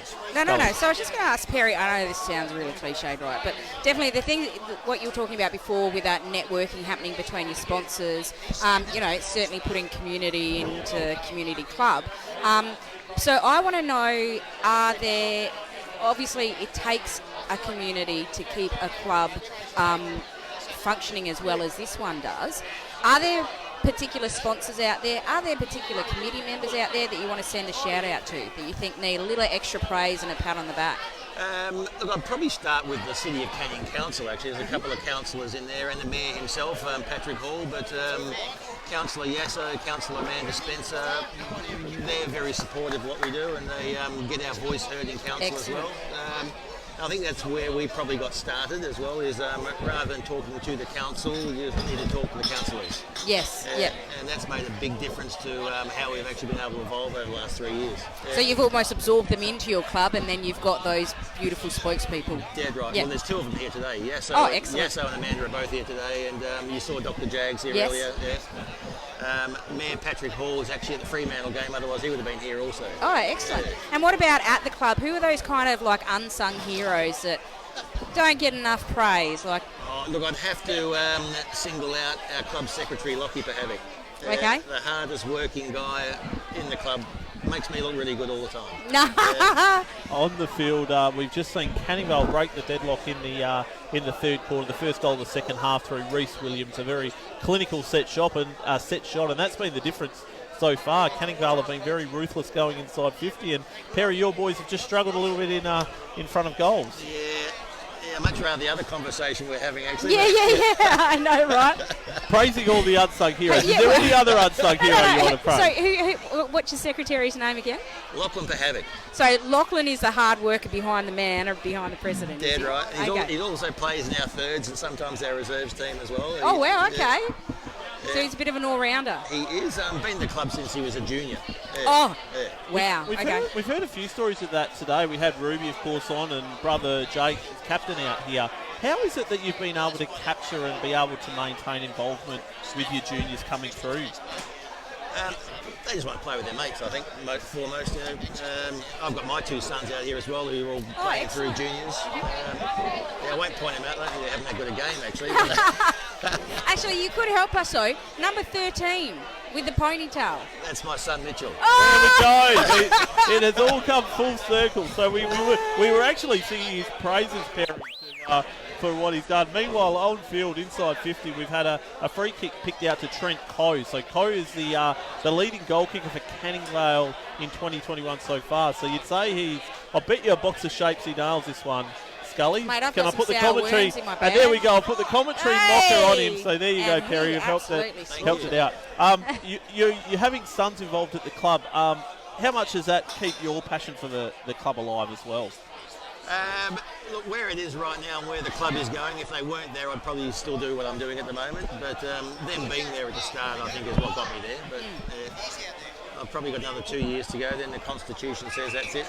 Oh, wow, okay. So only 5 years as club president, and then you have to okay. Yeah. Oh, wow. And is it something as a president that you're constantly thinking about, the succession plan? Very much so, yeah. Is that across all of the Perth Football League, or is that specifically for Canning Vale Football Club? Willington. Sorry, Willington. My bad. Look, honestly, I don't know. We all had to bring in a new constitution when we all had to be incorporated a few years ago. Yeah. So whether that's unique to us or not, I think it's actually a good thing. Here we go, right on clue. Mitchell has taken the big grab, and he's going to look inboard there. Did you used to take marks like that, Perry? Yeah, he's always been a pretty solid mark. And here we go. We've got a flying shot on goal, running down. Again, the kicking curse strikes again, as that looks like it's Gotti. Gotti's had a couple of chances inside 50, and another one sprayed to the right. So a nice mark there. Perry, your own involvement. Did you play footy back in the day? No, I didn't actually. I played in primary school, but then was more involved in swimming and athletics. Played a bit of rugby at school, but not footy. And so when your sons wanted to sort of take up footy, was it something that surprised you, or does it go back to, again, they just wanted to be playing with their mates? Yeah, pretty much. They started playing soccer. They've both played a lot of basketball. Just over here in the big shed there, actually. And here we go. Right on cue. Your boy's nearly taken a beautiful mark. That was my other son that just did that there. There we go. Just took him over the line. So your other son's got the long blonde hair. That's right. Okay. Suicide blonde. Righto. So we know the two players to get a bit of extra stick from us today. One of the other things, I think it may have been mentioned when we was coming out here, is the grand final record, because you've won a number of premierships throughout the journey, but the last few years it's been close, but so near yet so far. So the record in grand finals, even going back to last year, has been pretty tough as a president, I can imagine. Yeah, none from three it was last year. None from three, and Very, very close too. Yeah, both of them sort of around about the final siren, they were lost. Here we go, look at this. There's a turnover inside 50, drop mark, and it's the man of the moment, Johnson, and for one of the few times today, Jonathan Taylor, has sprayed it out to the right. So a blemish there from Taylor, and it keeps Willerton still in the contest. I don't know about that. I think we might be a little bit out of it now. No, come on, we live in hope. Yeah, we always live in hope of a good contest, Perry. Perth Footy League. There we go, almost again. Mitch going up for the big grab. Did he know that you're on? And you're going to hear about this? Your dad's talking during the third quarter, so you better make him look good out there. And the other part, which Canning Vale have been pretty good today, they're hit ups inside 50. So this is Kennelly, who's again going to have a long shot on goal. So probably a kick from just inside the paint of 50. Goes inside the 50. Will kick from about 35-40. And that is a really important goal. So, Perry, unfortunately, you haven't quite brought the good luck to Willerton. It's going to need a pretty big fight back in the last quarter and a half. Before we go, Dr. Jags mentioned that you've been instrumental in trying to drive extra funding. I mean, you look at what we're sitting on here. It didn't exist a handful of years ago. Now you've built this incredible facility and clearly plans in place for an improved facility as well on the other side. Yeah, dead right. It is only 12 months old actually. We opened this for round 1 and there was still piles of dirt and everything around the place, but this is really good. Only the toilet's not working today. Yeah. But, so what on earth are those ladies doing on Ladies Day? Oh, we do have some portables out. I'll keep that in mind because I was looking at it half time. But yeah, having to that, the year before that, it was in the bushes up the back. No.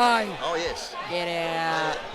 And so we've come a long way. And probably next half of this season will be redevelopment of the club over there. We have a big state government grant for that. Thanks to Dr. Jags as well. And Dr. Jags was saying something about a youth employment program. It's look, the lifeblood of any club is its cults, obviously, and you guys would probably understand this better than most. But the waffle system tends to take a lot of kids out of junior footy. Yes.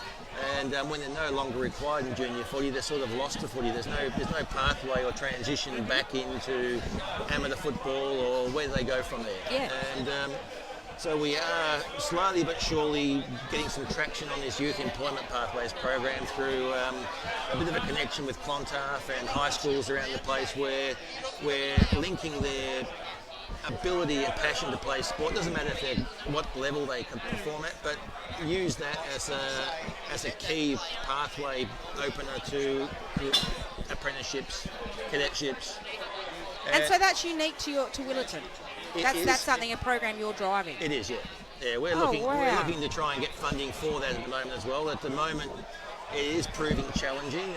They're suggesting that an amateur club isn't really the right mechanism for that. But if you're talking about your sponsors and the way that your sponsors are all working together at the moment. This is like Lotteries West and organisations like that aren't comfortable with the structure we have at the moment. So we're talking to council now about whether they want to come on board with this program, and we'll have a talk to Ben Morton as well. He doesn't know about this yet, so maybe he's listening. All right, yo, Ben.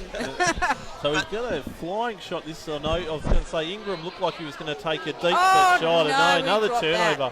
That. Again, it's been the story of the day. Just wasn't one of your boys, Perry. It was Josh Coleman, that one. Josh Coleman. Yeah. And it looks like we've got a holding the ball, and so Coleman is it Coleman that's going to take this kick? It looks like Coleman's going to have a.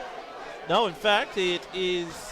Jake Schleiser. Schleiser has actually decided. Ruby's brother, Yep, he's decided that, you know what, I'm just going to claim this. I don't even think he was at the start of the tackle. I think he was 20 metres away, but he's got there to hopefully do it. They need a captain's goal, and the captain for Willerton, he's going to line up from. Again, it's going to be a long kick that he's going to have to probably kick from the paint of 50, maybe even just outside that. As we watch the kick. Oh, it's a flower bag. It's gone straight, though, but touched on the line. So another behind. And it's the story of the day. It's Willerton 3 goals, 9 to Canning Vale, 9 goals, 4. We're in the halfway through the third quarter of Perth Footy Live by Carlton Dry. Perry, before we let you go, but the rest of the season and looking beyond into 2022, is there anything significant besides the new facility that the club's working on? Beyond, yes, look, as great as that is, it doesn't really operate well with the location of the ground, and so there is a much bigger picture about how we can work with council, state government to redevelop this whole area. So as you can see, it's a fantastic oval, and the aspect and everything is brilliant. So look, it might be a 3 to 5 year objective, but hopefully we finish up with something over here akin to the new basketball stadium over there. Oh, wow. It would make sense actually to have a major sports precinct in this southern corridor of that capacity here. Yeah, absolutely. And the way that you've revolutionised things in the last few years as president, I can absolutely see that will be something that you'll achieve. So thank you. Good luck with it all. And I was going to say just quickly on that, do you have much to do with the Willerton, the basketball centre and that, or the basketball club and what they've done over there, or is it still very much a separate entity? Yeah, it is very separate. I'm very familiar with it because obviously my younger son Lachlan was playing. Oh, Harry Ingram may have finally, to cut off there, now Perry. that was off the back of Mitch's work. Mitch has set it up to Harry Ingram with a snap around the body, and fourth goal of the day for Willerton. They keep the dream alive. It's the final quarter fight back is on. Perry. We probably need to get to Harry more often, don't we? That's it. So the basketball club you were saying? Look, its main focus is on the junior grades, and that's always been a problem for Willerton Football Club as well at the junior level, because come age 15 they clash with each other. So, but look, they're their own business. I know the past president over there very well. He's actually put his hand up to help us with this program that we're working through now to try and get this redeveloped. He's obviously got the knowledge and experience and contacts. Well, best of luck to it, Perry. As you said, we've been thrilled to be out here today, and the service that you guys have given to the Perth Footy Live team is to be highly commended. Absolutely. So thank you again, Perry. And I do need to give you a real pat on the back, because just in terms of with the cystic fibrosis support, with the youth employment program, it's certainly clear to me that the club it's not just about nurturing a footballer, it's about nurturing a whole person. And I think that's really special, and that's very unique to this club that I've come across certainly in our travels. And so, well done to yourself and to your club. And we also very much appreciate your hospitality too. Thank you. Yeah. How was the steak sandwich? Bloody brilliant. It's got the highest score so far, so it's gone to the top of the ladder. So well done to the guys. It was outstanding. I'll let John know. That's it. Thanks again for that, Perry. So much, pleasure. Perry. Thank you. So there we have it. Willerton President Perry Clabbe, who's just joined us. So and on the field again, Willerton have had a big couple of minutes, but they are just not able to hit the scoreboard. They had the goal by Harry Ingram, but another couple of behinds. And as we go to the 18-minute mark of the third quarter, it is Canning Vale 9-4, Willerton 4-9. We've got that reverse scoreline again. That was the end of the third quarter, wasn't it? At half-time was the same, yeah. 4-9, 9-4. But it has been the story of the day. Canning Vale just sat clinical. Here we go. I think it was a pretty lame attempt at a mark from Adam Doig. I'm just going to quickly go to the Facebook Live post. If you are watching, you're one of the 30 people that are watching right now. Let us know where you're watching from. You're scrolling through those comments. May I just want to say that it's been an absolutely lovely day down here today. Willerton Football Club have put on a great event with the Ladies' Day, and have been lovely hosts to us as well. And Perry was fabulous to talk to, and his son Mitchell just put on a bit of a display for us during the third quarter to impress his dad too. So Leighton Douglas has said Lewis Hunter, good luck on debut. So Lewis Hunter's number 21 for Willerton. Good so luck, keep Lewis. an eye. And as I say that, it looks like it's gone the other way though. Canning Vale have kicked another goal to it's build too it. quick, too easy. So they've built it out. So they now lead 10 goals for 64 to 4-9 33. So it's a 31-point margin. That's the biggest lead of the game for Canning Vale. I don't know how that's happening. I mean, granted, I tend to not be able to multitask and pay attention to the football and an interview, but I'm sure that Willerton have had their hands on the ball. They've had possession of the ball enough to, I would have thought, to kind of decrease that lead. It has been one of those days. So We've had Andrew Stacey just chimed in, watching from the Pilbara. So good on you, Andrew. Ooh, great to have you on. I'm Pilbara born and bred, so shout out to you, Andrew. There we go. Scully loves that. Anton Bickley, what a goal. Thank you, Anton. It was a very good goal, even though we do prefer the goals that go the way of Willetton. And Anton Bickley again, Rhett Jones. There's a couple that have been good today. Stavros, Anton Jones, and Matt Stacey. Here we go. So Matt, ex-league player, watching from Vancouver, Canada. Vancouver. So we've got I'd love to get to people Canada. in the Pilbara. We've got people Vancouver. And meanwhile, the Willetton, the home side, it looks like Brandon Ellis is going to line up for... Ellis, is it? Now, we have a look at this. Now, we've seen them miss from almost everywhere. We've got a shot from... Could you imagine? Tight road on the boundary Let's have it, line. though. We want it. 45 to 48 metres out. Ellis is going to line up. You'd imagine he's just going to kick this, wouldn't you? In comes the kick. Away it's to the bad right off at the the boot. back of the pack. Oh, no, what? Good. What mark. a beautiful mark down there. So this looks like it might be What can Harry he Ingram do? again, who Is he kicked gonna the last goal. And snap it Ingram and oh, has no, I don't always think missed he that one. has. So Ingram is Definitely turned it. I was going to say Ingram is having a big few minutes inside the forward 50 for Willetton. Couldn't get that one through though. God damn it. And look, just, for those people from Canning Vale listening in, it's not that we are biased. We're not necessarily going for one team or the other. We just want a close competition, that's all.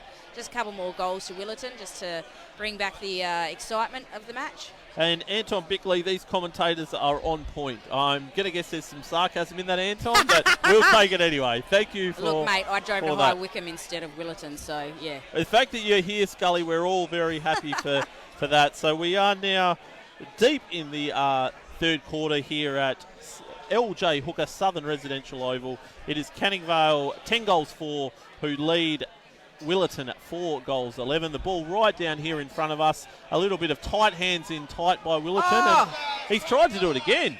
So that was Johnson Taylor. So he did that inside forward 50 to kick a goal. That's his go-to move, the little handball through the legs and then try and grab it on the other side of the opponent. It didn't come off for him this time. It didn't come off, but if you get a chance to go Johnson back. Taylor? I thought it was 24. Who's that? I think it was Johnson. I think it was, but anyway. Hey, we're not on the ball, so we wouldn't know. That's it. The ball comes back into play right here in front of us. A nice little tat, and it was Mitch Clappe who was nearly there to pick it up. Cleppe's had a big third quarter, the President's son. Indeed he has. And it looks like Canning Vale are going to get another chance. And this is the other part, is the ball is just so open when Canning Vale are attacking. They spread really well from the stoppage situation. So they've got a chance here to go forward, and it looks like it's going to be Sepult who's going to take it. And another short pass, just maintaining possession. Ball comes back to Sepult. That came from Spry, and Long now approaching the forward 50 for Canning Vale. Willetton with the intercept though, and we've got a couple of the players in front of us. Jeez, that's a big bump. And that was Jake again. He's had a big quarter as well. And this is a chance for Willetton. Good handball inboard by Ingram. Can he gather it? That looks like it's going to be Ellis from 50 deep. No, that's a pretty poor attempt in the end. Out of bounds on the full. And looks like the relieving kick will be brought into play by Kept Zach. his eye on it, gathered it, but unfortunately it didn't come off the boot.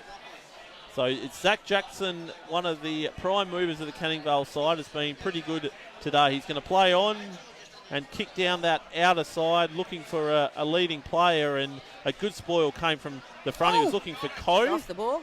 Off the ball, there is a pre-kick picked out. Oh, is he going to be 50? I think he actually tripped over his own feet. I was just about to say it's been it's been a game played in entertaining but pretty good spirits, and that's sort of the first time that I've seen anything. There's a couple of little niggles in the last couple of minutes, but that may just be a bit of frustration on Willetton's part, that they're putting a lot of effort for a little reward at this point in time.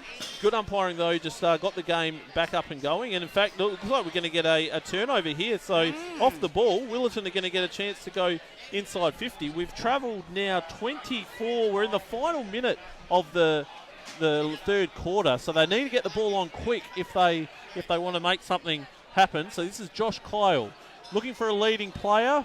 Gets over the back. Ellis is there. Picks up. Lives inside.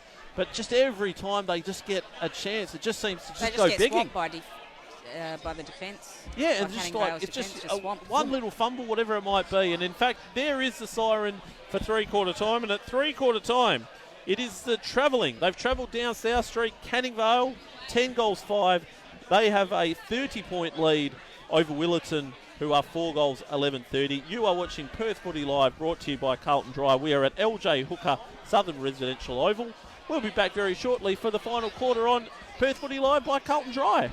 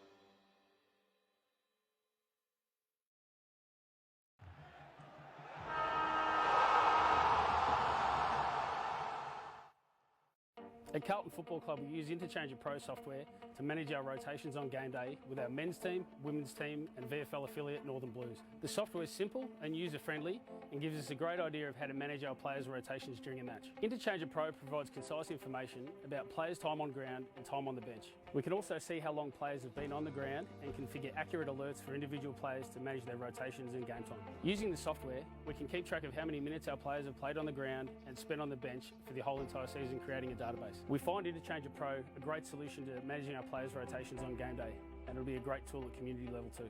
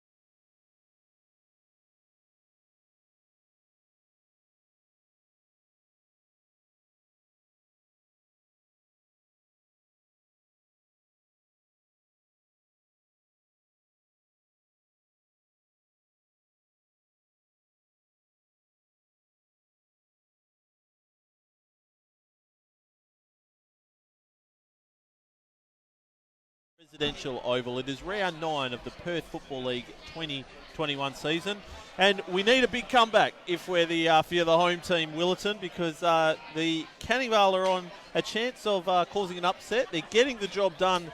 Canning Vale, they lead 10 goals 4 to 4 goals 11, so more scoring shots from Willetton, yet trailed by 5 goals on the scoreboard. It's been a day of inaccurate kicking, Scully.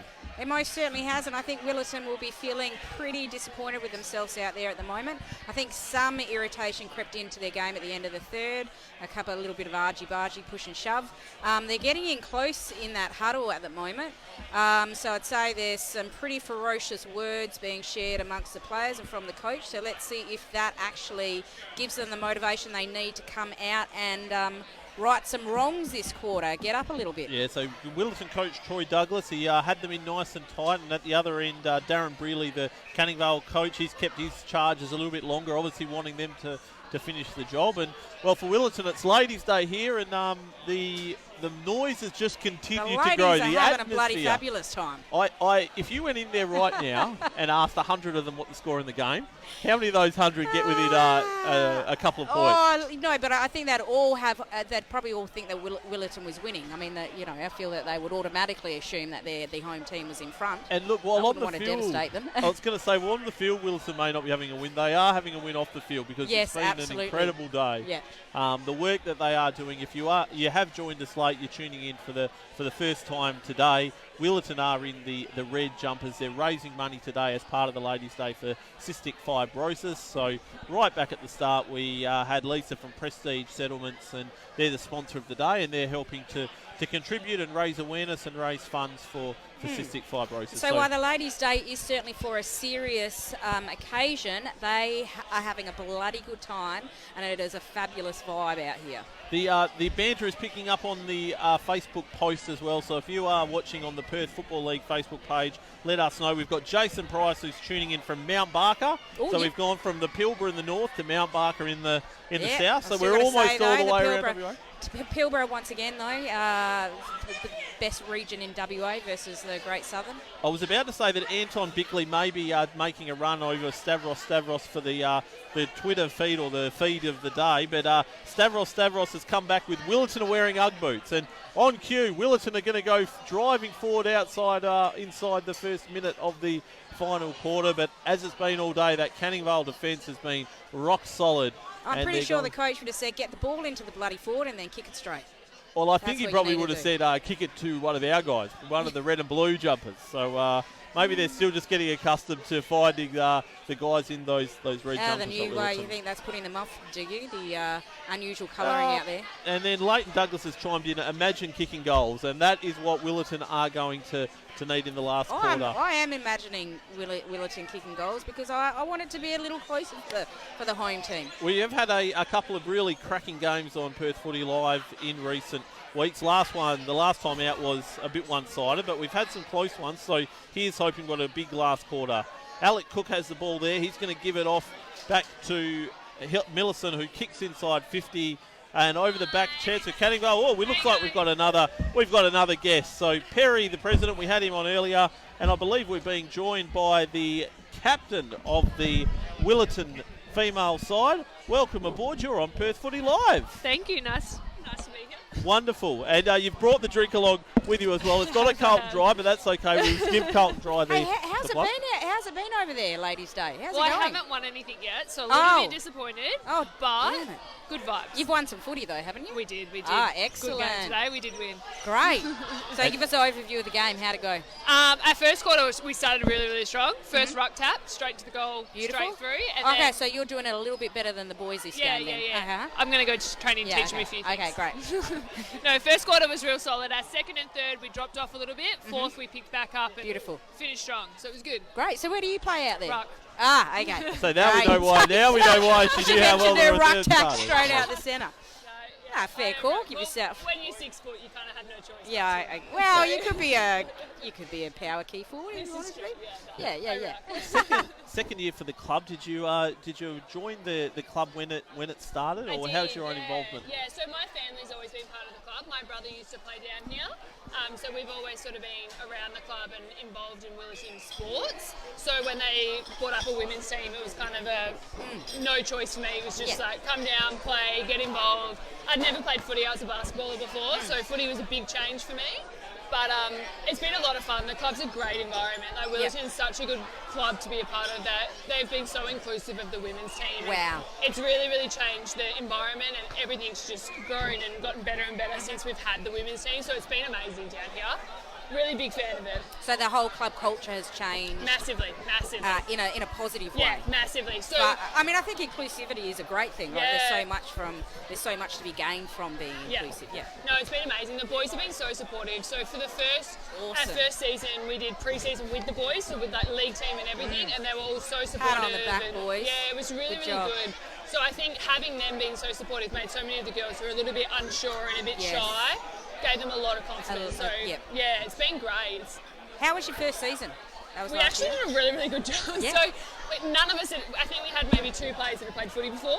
Oh, so it was, wow. Right on cue. I was just going to say, Willerton, this could be the start of the comeback. We've seen Willerton get The their boys have first got goal of the last quarter, and so they bring the margin back to 24 points, and there's just a sniff. There's a sniff there. Sorry, you were No, you're talking about right. the first season for the Willerton Oh, wait. women's team. You just took a celebratory drink. Yeah, I did. Got to support the boys. Yeah. Goal. Yeah. Is that the rules inside the Ladies' Day marquee over there as Oh, well? look, you don't want to know what's happening. Okay. Yeah. Oh, dear. All right. I'm going to Back to assume that it doesn't- season then. Yeah, I was going to say, I assume it's not whether there's a goal kicked. It's whenever there's a hand pass or a kick. Whatever happens in the ladies' marquee Stays in the 10, ladies' marquee. 100%. Okay. Got to keep it in Cool. there. But no, yeah, our season last year was surprising. So we honestly had, I think, 2 or 3 girls that have ever played footy before. We had a lot of girls that have played a lot of sport, but not footy. Yeah. So it was a massive development for us. But we made it to the grand final and lost by, I think, a point in the end. Oh. So it was, I mean, tough in terms Actually, of the grand we lost final, by a goal, but yeah. So it was after the sirens. But what an amazing Heartbreaking, first season. but yeah, Oof. for us to Yeah. get there with the team we had, we had so much inexperience. So it was really, really impressive that we made it there. And I think this year we've gained a few juniors coming up through the ranks from Excellent. Willerton footy juniors coming up. And so isn't that's it so massive. strange then that the juniors are the ones bringing the experience Yeah. through to the senior Crazy. club? It's and I think coming from I played quite a high level of sport and basketball, so having players come through that have better skills and better understanding of the game, it's kind of that different. Yeah, but that's the nature of Oh women's yeah, footy at the moment. Yeah, it's crazy. So Yeah. it's been really good, and we train with the Willerton juniors team on a Wednesday night for a few hours just to sort of get them involved as well. That's a wonderful way to keep that consistent connection. yeah, and big create time. that clear pathway, that obvious pathway. Yeah. And it's so obvious to us that they have better skills than most of us. Oh. So it's quite funny watching them come through, and they have such a good understanding and such a good kick, and that their handball skills are so much better than ours because they've come through that development. yeah, absolutely. Yeah, it's been great. I was going to say, having played basketball at a high level, what have you noticed the difference in this culture and the game itself now being more invested in footy? I would say the culture is pretty similar. Obviously going from such a high level in basketball to not as high in footy, it's been a little bit more relaxed, which is kind of what I wanted. So that's been nice. But in regards to the actual game, I sort of expected it to be a bit easier. I kind of came in going, oh yeah, basketball's a little bit rough, I'll be okay. And I think the first game I was sort of like, oh. Yeah, how'd your shins come up that first game? So, women's rucking is, I think, very different to the guys. Okay. So my shins are usually fine. Good. It's the on ball, the ball's on the ground constantly. So that's where you get hurt. Learning to get your head over, well, having the guts to get your head over the ball, safe, that's the biggest thing. Is I think learning to tackle safely and absorb a tackle safely is massive. Is that what you're working on, focusing on this season, or is that something you were working on last season in terms of skills development? Yeah, so we did a bit of everything. It's obviously you're just trying to get a bit of an all-round skill level. So it's kicking and marking is sort of your bread and butter for women's footy. If you can kick and mark the ball, you can clear that space. Sorry to interrupt. I thought that was going to be a long goal, but fortunately for Willerton, just a point. So the margin's back out to 25 points. We are on Perth Footy Live by Carlton Dry. All right. So you're just trying to get your staples, sorted, and then a bit of a generalised view of the game. Yeah, for sure. I think it's having understanding. Women's footy a lot is everyone sort of congests to the ball, so learning to keep your space and be patient is a massive part of it. So I think that this year is what we've sort of focused on. Last year was very skill-based, learn to kick a footy, learn to mark it, handball. This year was sort of the structures and more maintaining focused on those the structure, structures. learning the position and learning where to stand and how to lead and things like that sort of we lacked last year. Yeah, the girls this morning for Willerton had a pretty good win, 7 goals, 5 to 3 points over ECU. What's it like in those sort of games where you are sort of really doing really well and going really well? Is it that you take more enjoyment out of those sort of games? I think it's always different. I think it depends on your team. ECU today were great. They had good skills, and so it was still a competitive game. But they were also fair. They played hard, but they played fair. Yes. Whereas obviously when you play other teams where it gets a bit scrappy and a bit rough, it's sort of you obviously get a bit more frustrated and it's a bit harder to enjoy it. Whereas today was really enjoyable just in general because it was a clean game. game. Everyone played fair, everyone played hard, but it was like still friendly.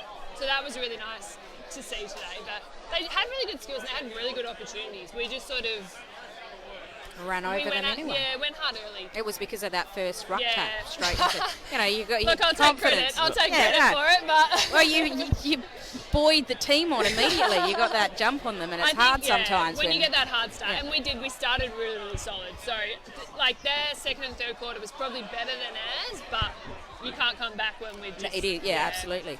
Hey, so I know you said that you have been around the traps at Willetton Football Club, but do you have a connection, and you obviously didn't play footy until last year, but did you have a connection to footy outside of Willetton? Not really, no. So I actually had, my family's always been a footy family, but I was sort of never... I was always basketball. Basketball. And so it wasn't like you didn't inherit a football allegiance. No. Yeah. So my dad played. We're from South Australia, so my dad played country footy in South Australia a lot. So he was a great footballer. My brother's a great footballer, but I was never that interested. Yeah. And it wasn't until I started playing that now. I love watching the AFL. I love watching the women's AFL. Now I'm way more invested because I understand the skill. So involved. all right. So you're from South Australia. Does that mean your family supports a South Australian or West Australian team? Dad's a Crows. All right. He's a Crows fan. I'm a Freo. I was about to say, and then how does that relate to you? Are you Adelaide girl or a Freo girl? Oh, okay. Dad's a Crows, but I'm Freo. I think Mum sort of floats between Port and whoever's playing. Okay. But she's not really fussy. But my brother's is a very firm Eagle. Oh, okay. Oh, wow. There we go. We may have had another goal from Willetton. I think that's Sarita. Excellent. So the ladies are getting rowdy there over there go. as well. Well, that takes back what I said, because I said, would they know the score? Would they know what's happened? That they certainly are all over it. You did mention that your brothers, so your dad and your brothers play. Yeah. Have you got any tips from them? Are they always trying to? Okay. 100%. So they're trying to chime in. Both my dad and brother used to ruck as well. Ah. So constantly. Yes. Ella do this, or Ella try this, or do that better. Constantly. And I can imagine that sometimes that's frustrating. But what's the one tip that definitely has been helpful? So it actually was, my dad said to me at one game, I was rucking and I switched out for a break, and one of the other girls started rucking, and he was like, watch her. And I was like, what do you mean? And he's like, watch her go up, she uses two hands and she gets the ball exactly where she wants it to go. And I was like, oh. So then I tried it. For the rest of the game, we won every time. Oh, wow. Okay. So I was like, okay. Okay, yeah. Two hands, not one. Yeah. But I guess the biggest thing is just don't be scared.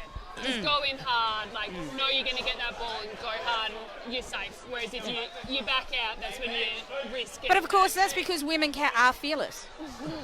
We can be fearless. We can be, that's for sure. We will let you get back to the ladies, they said. Just before we do, though, you lost the grand final by a goal last year. Looking pretty good this year as well. Is there a drive in the girls to get back to the grand final and hopefully go one better? I think so. So we have got a lot of new girls this year. So I think some of the new ones obviously don't have that drive that the previous year did. But the girls from last year definitely have that feeling where they just want to go out and win and beat. And so we're actually playing the team we lost in the grand final next week. Ooh. So, get on. Week after. Okay. So 2 weeks. Yeah. Get down to watch. It's going to be like the grudge match, the grand final replay. A big game.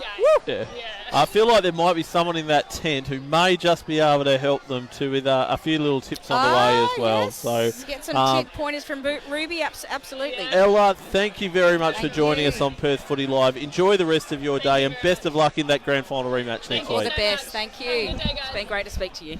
So on cue, we've got Willetton with another long shot on goal. This one faded late at the left. Ellis, he's had a good day, but just if he's had the goal-kicking boots on, he could have had an even better day. So what's the score difference we now? have now gone 12 minutes, so we're halfway through the final quarter, It's 6 goals 13 to 10 goals 6. So the margin's back down to 17 points. It hasn't been this close since early in the third quarter. So Willetton are really coming. They just need to get some scoreboard conversion to put some pressure on.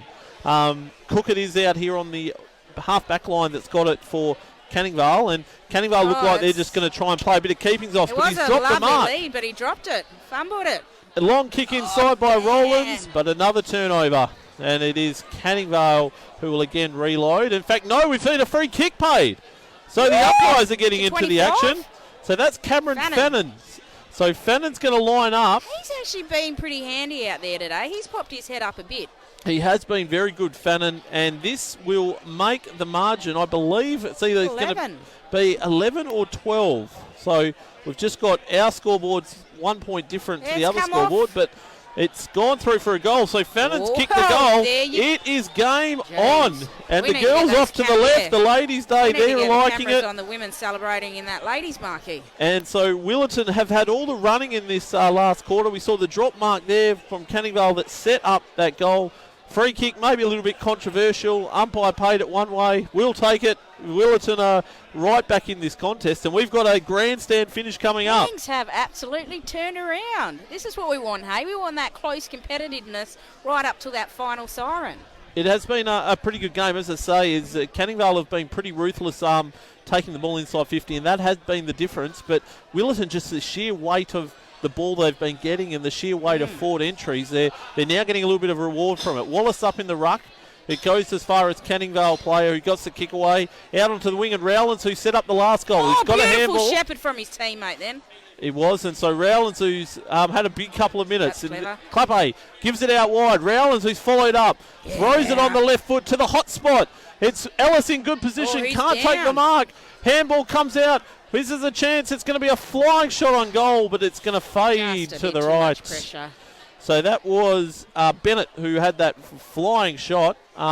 Good position for the ball, though, for Willerton. They'll be able to set up their defensive structure and hopefully be able to lock this ball back in, potentially get a turnover. I shouldn't be barracking too loud because I did say at the top that I thought Canning Vale might cause the upset today. So, did you? Yeah, so again, one way or another, I'm going to be okay. But I'm totally on, I probably would have backed Willerton today. And in fact, that one was actually through for a point. So we've got another point to Willerton. So I reckon it's 7-13 to 10-6. And Brody Chorwell on the lines, fired up again. Willerton will need Chanwoo Park to fire if they're any chance. He's been on it all day, Brody. Can our man Park get something happening in the last 7 or 8 minutes? His brother, but his handball was off. Yeah, so that was Cook for Canning Vale, and Cook may collect here. He's been really good in the last few minutes. Looked like he may have got a push in the back. Umpire didn't see it that way. Ball's going to come back in. We have travelled 15 minutes. We're over 15 minutes, so less than 10 minutes to go in this game, and there's 11 points the difference. So it could be 2 straight kicks to Willerton, and they could have it. That's it. So Wallace again. Wallace has been pretty good in the ruck and is having an impact at the moment. Couldn't make anything of that entry, though. Again, ball in hot dispute close to the boundary, and it does go out. There's going to be another boundary throw in about 70 metres around from the Willerton goal. They have had all the running in this last quarter so far, Scully. I actually would have, it's not like we're that professional unit that we actually take stats, but I'd be interested to see how much time Willerton has had the ball in their possession versus Canning Vale, because I think they'd come out on top for the game. It's just, what they're doing in their 50 or their 30. I wondered how deep you were going to go with that stat. It sounded like you were going to go, which team had it more inside the forward half. This is almost champion data stuff. That was Park. Chan Wu had a chance there, but his handball was intercepted. It was ill-directed. So Parky's still after him, though. He's going hard, but ball kicked out in front of Taylor, who's been the live wire up forward for Canning Vale. What can Taylor do here? Brings it into the hot spot, but good defence, and that's going to have to be a kick to Joshua Kyle. So Kyle will look to rebound, brings it out here to this Ladies' Day side of the LJ Hooker Southern Residential Oval. What's this fella down here needs to make a lead. Come on now, boy. Get in there, 24. Again, we're going to see another switch. It looks like it's going to go back to the way of Kyle again. I think it is who's collected. We're at the point where they do need to attack, though, Willerton. We are getting deep into this game. We've now gone 17 minutes. They need 2 goals in the last 8 minutes. If you are tuning in, last chance to get your comment read out live on the air by Cameron and Scully. As Canning Vale will have turned the ball over, and now they are going to look to try and probably put the final dagger in this game. Oh, not looking good now. Oh, and it's a clear lead, strong mark down. That was a bit too easy. So this is Kennelly. So Kennelly and Taylor have been the two-pronged attack that have really made the difference for Canning Vale. They turned it over and found that space too quickly and easily. Kennelly's kicking has been a little bit up and down. He's kicked a couple of nice goals, but then he's kicked a couple of flower bags as well. So what has Kennelly got in store from this one? tough shot from probably 40 metres out on a 45 to 50 degree angle though. So Kennelly comes in. Kick goes nice and high. Bang! I think he's nailed it. That is a goal. Lovely finish from Kennelly. And that may just about be the sealer for Canning Vale. They go to 11 goals 6, 17-point leaders. Very good finish. That kick, Scully. Oh, jeez. Yeah, that was lovely. Painful, of course, if you're a Willardon supporter or one of those Willardon players out there, but that was a lovely kick to watch. And just a lovely bit of ball movement. Quickly found space and drove it in, took that strong mark, and away he went. It reiterates the difference, so 11-6 to 7-13. So they've had 3 more scoring shots, Willardon, yet they're 3 goals behind. They've been clinical in front of goals today, have Canning Vale, and that is the reason it looks like they're going to win what was a must-win game for them. Their season is very much going to be alive. They're going to be probably just a game outside the top 5 with today's win, while Willardon are probably going to miss a chance to go inside the top 5. As it's Schleicher who picks the ball up. Lovely kick inside 50. Is there a man that can take a mark? Comes over the back. It was Fannin again who kicked the last goal, but he can't collect before the ball beats him over the line. We're going to have a throw in about 25 metres out from the Willardon goal. They're going to need 3 goals in the last 5 minutes of this game. Ooh, that's a tough ask. And it doesn't help when the boundary umpire is 40 metres behind the play and then drops the ball. So the boundary umpire is now not even helping out Willardon. Let's get this in. So you are watching Perth Footy Live, brought to you by Carlton Dry. It's Willardon and Canning Vale. Coming third man up over the top there was a Canning Vale player, but it's gone out of bounds. As in front of us we see another couple of the ladies with the champagne and even teaching the young girl how to kick a footy at the same time. Look, that takes a bit of class. I'm seeing a lot of mums out there with champagne in their hand and champagne in one hand, football in the other, teaching their children how to kick and how to play footy, and I'm loving it. Chan Woo Park had his moment there for a second. He got the ball in space. He had 3 or 4 metres, but his kick was intercepted. So Chan Woo Park, it's been a day of so close yet so far, Scully, but he's still beloved by the Facebook Live post and the Perth Footy Live team as well. So, what have some of those names done? Have we seen much from Park? Has Park turned it around? Well, like I said, he just had that chance there. Pratley, apparently the backman of the year. Is he, mate? Well, yeah. At this point in time, well, I think it's the Canning Vale defence that's really been the strong one, and we've got a chance here. It's going to be the president's son, Mitch Clapper, who's going to have a chance. Don't worry about where I was going to say he's pointing to the guy. Don't worry, Mitch. Go back and kick the goal because we are now down to the 21-minute mark of the last quarter. So 4 minutes to go. We need 3 goals in the last 4 minutes of Willardon. This is a must-kick goal. Huge kick in the context of the game, and he's done it. Well done, Mitch, hey? We have still got a game. 3 minutes to go, 11 points the difference. 2 straight kicks. They will need the breakaway out of the centre. Turnaround. Like, just for the final quarter of the game, this is what you want. You look, it's been a bit level of excitement. I think if they can't get these last 2 goals, I think Willardon will see it as a day of missed opportunities. And conversely, we're seeing Willardon, but Canning Vale have been very, very good. Their defence has held firm throughout the game. Huge centre break, biggest centre bounce of the game coming up right here. They've got Richard Wallace, the Willardon ruckman in there, going up against Coe, and it looks like it's going to be Canning Vale though. So Canning Vale through Seppold. Lorimer's still going at it. No, and is a chance. So Cook now who gets it. Cook's been really good today, and that's a really good kick towards the man who's been big as well. How'd he spin out of that? He somehow did. He got the hand pass over. And ball at ground level. Umpire says, I will have it. We have now gone 22.5 minutes in the final quarter, and it is still an 11-point lead. And it's at the wrong end of the ground if you're a Willardon fan. Yeah, but I tell you what, geez, that was just absolute desperation then for drive. He just wanted the ball, the Canning Vale player. So Willardon again, they're going to have to reload. Everything's going to have to go right from here. It was Chan Woo Park that was in the vicinity. Ball comes, but I think he's going to have overcooked the kick he has. And it's claimed but not paid. Long kick again from Canning Vale. Luck's a fortune. It falls on the goal line. It's what the hell? It's desperate times here in the final minutes.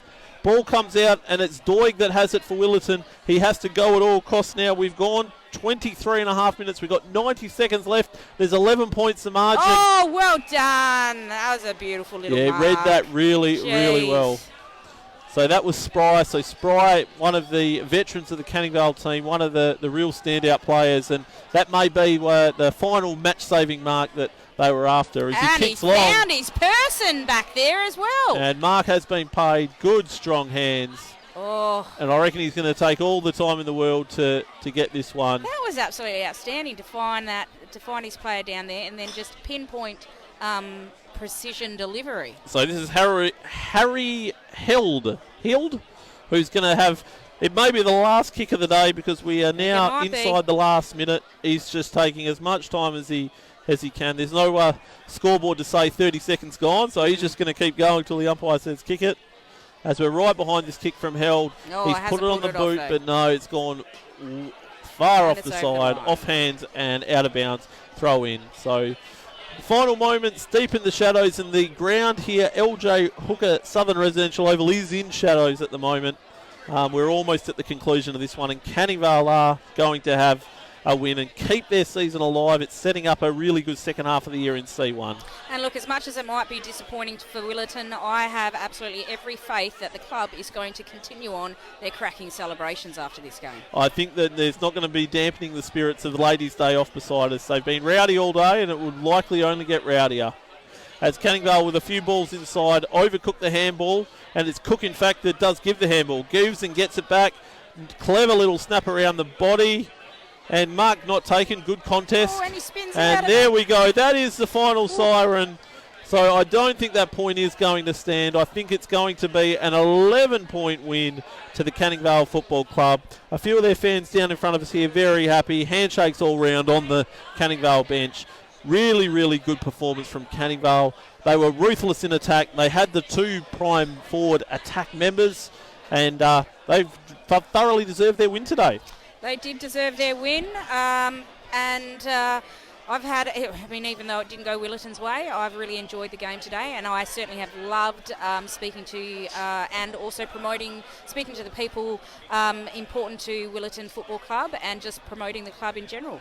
We do have to do a big shout out to Perry Clappe, the Willetton president. He has been outstanding in organising today. We've had a number of very special guests, and also a shout out to Willetton and cystic fibrosis. They're raising money today as part of their Ladies' Day, and that is why they are in those red jumpers. So really, really good day of footy here on Perth Footy Live, brought to you by Carlton Dry. Any final thoughts from you, Scully, from here at LJ Hooker Residential Oval? Willetton, the Oval here, it's quite a distance from High Wycombe, so that's definitely something that I've learned as a result of today's broadcast. Probably should double check where I'm going before I leave the house. Well, if we do have to go to High Wycombe later in the year, you'll know where to go. At least I know where to go.